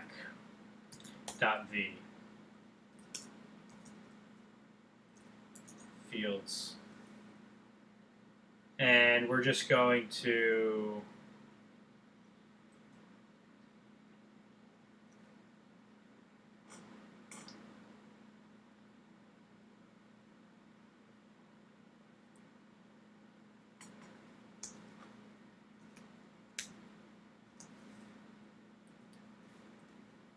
I wanted to delete, actually. So we'll just save that there for later and delete it from here. So we're going to D. Okay.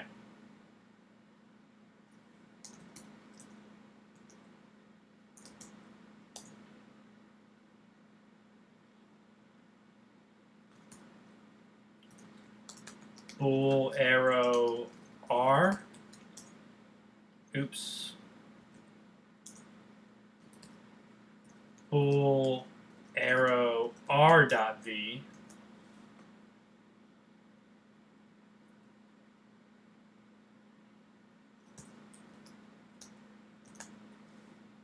But that sort of requires R dot V. And then here's exercise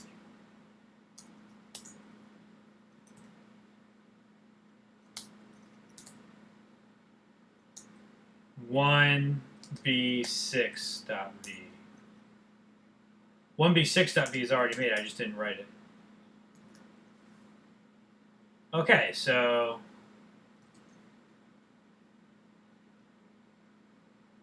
the extended R, explain that to me. How does the extended R not form a semigroup?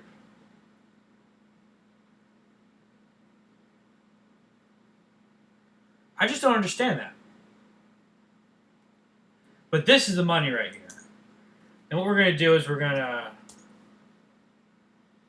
open this up and we're going to rename this classes.v.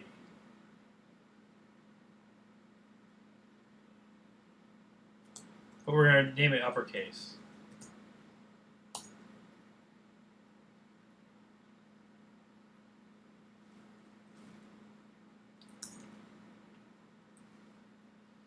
And this we're going to rename bool arrow r.v.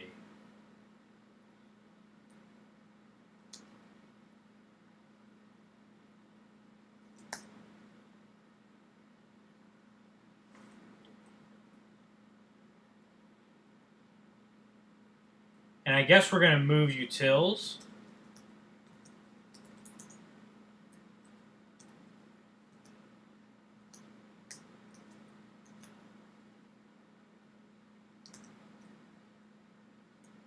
Into not exercises, instances /utils.b.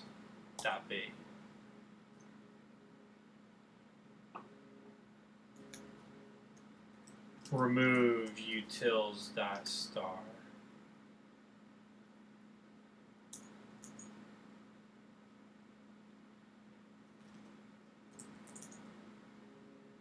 Okay.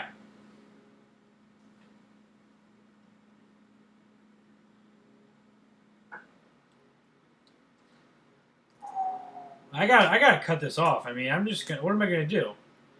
I'm not gonna get into subspaces, am I? I'm gonna get into subspaces. I'm gonna read ahead so I can start thinking about how I want to do subspaces next week. I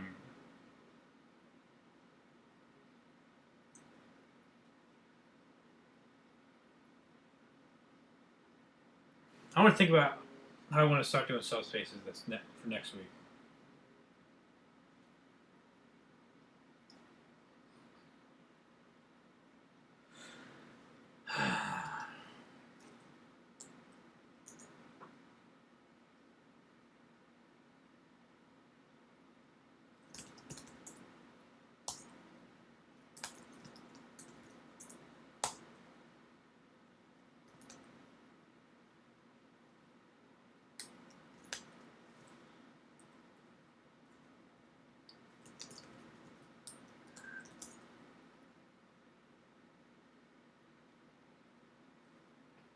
The file contains library classes and not library vs.classes.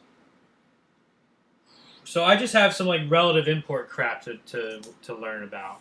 So next week might be like really boring for a while because I'll be doing like relative import crap. But what I should do is I should like start off stronger on something more interesting.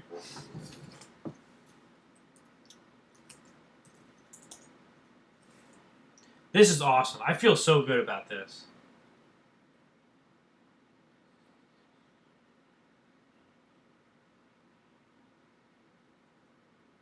I need to make my notations a little tighter and just learn more about that.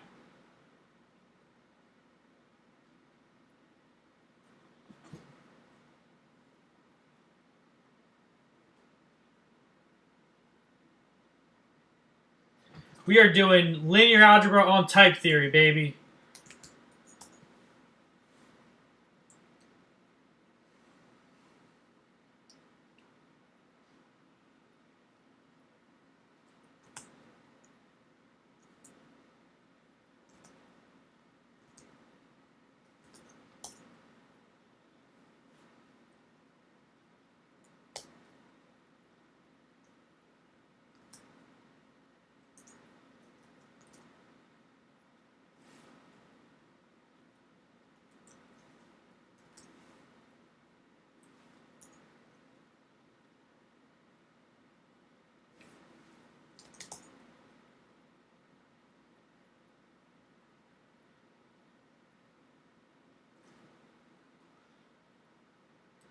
There's a lot I have to learn. I want to be able to add field. So there's this syntax used when you add a field. If we go to verified quantum computing, complex numbers, and C is a field. Add field, C field, C field theory.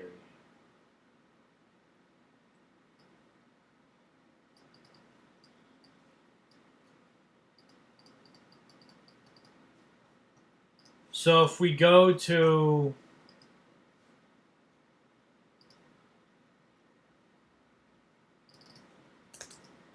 coq command index, add the specified values to the table setting name. Setting name is it's like a database.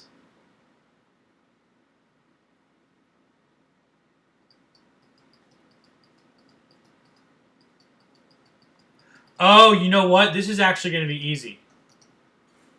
So let's go back into classes. But there's no instances in classes. Oh, I'm not going to be able to check this out until I solve the relative import problem. Which is probably going to like be the hardest part of this entire project is like solving relative imports. No, I'm joking. Relative imports aren't that bad. But I'd love to do these proofs. Yeah, if I made no progress, I just worked on the proofs that I kicked the can down the road on. That would be a great week next week. But I can't go that long next week. I can only go 3 hours because I have plans next week. But we'll just do some proofs. It'll be chill. It won't be like this.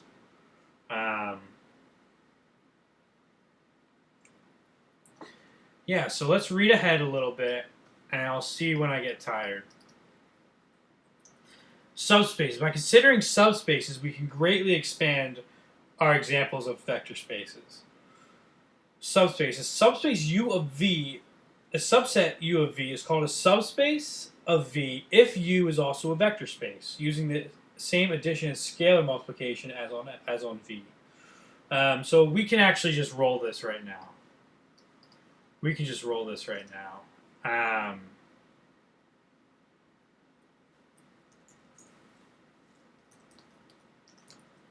Sub V space of F, where F is a field. No, subspace space of U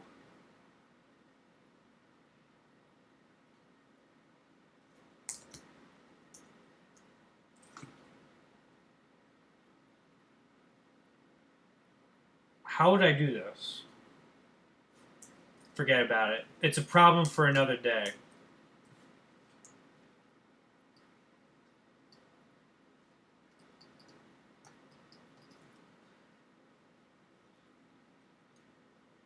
The next result gives the easiest way to check whether a subset of a vector space is a subspace.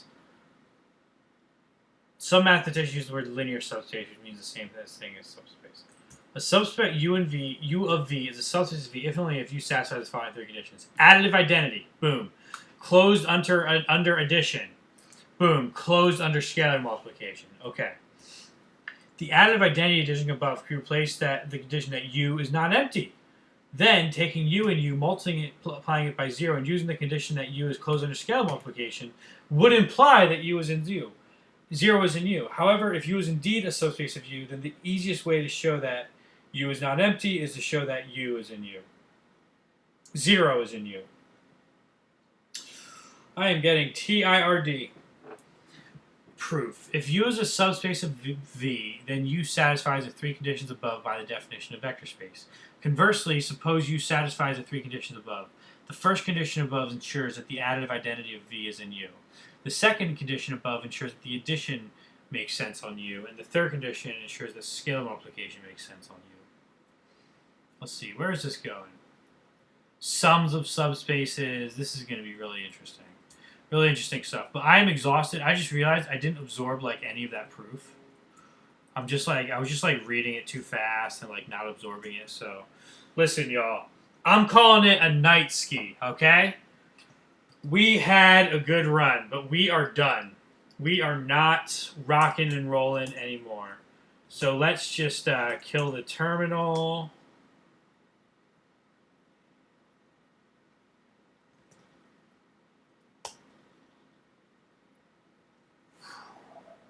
We killed Emacs, everybody.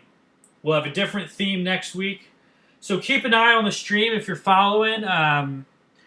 Keep an eye on the stream for Software Foundations Volume 5 at various points this week. I'm also thinking of streaming some like basic physics, actually, because I'm taking a basic physics class. So I'm thinking of streaming myself doing my homework. I don't know.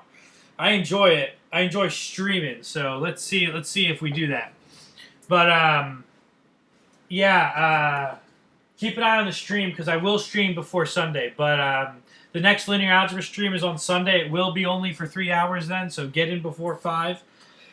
And that is it, people. We had a good one. I will see everybody around. Thank you for following the stream. Thank you for your follows and everything. Whew, we had a good time. All right, stop streaming.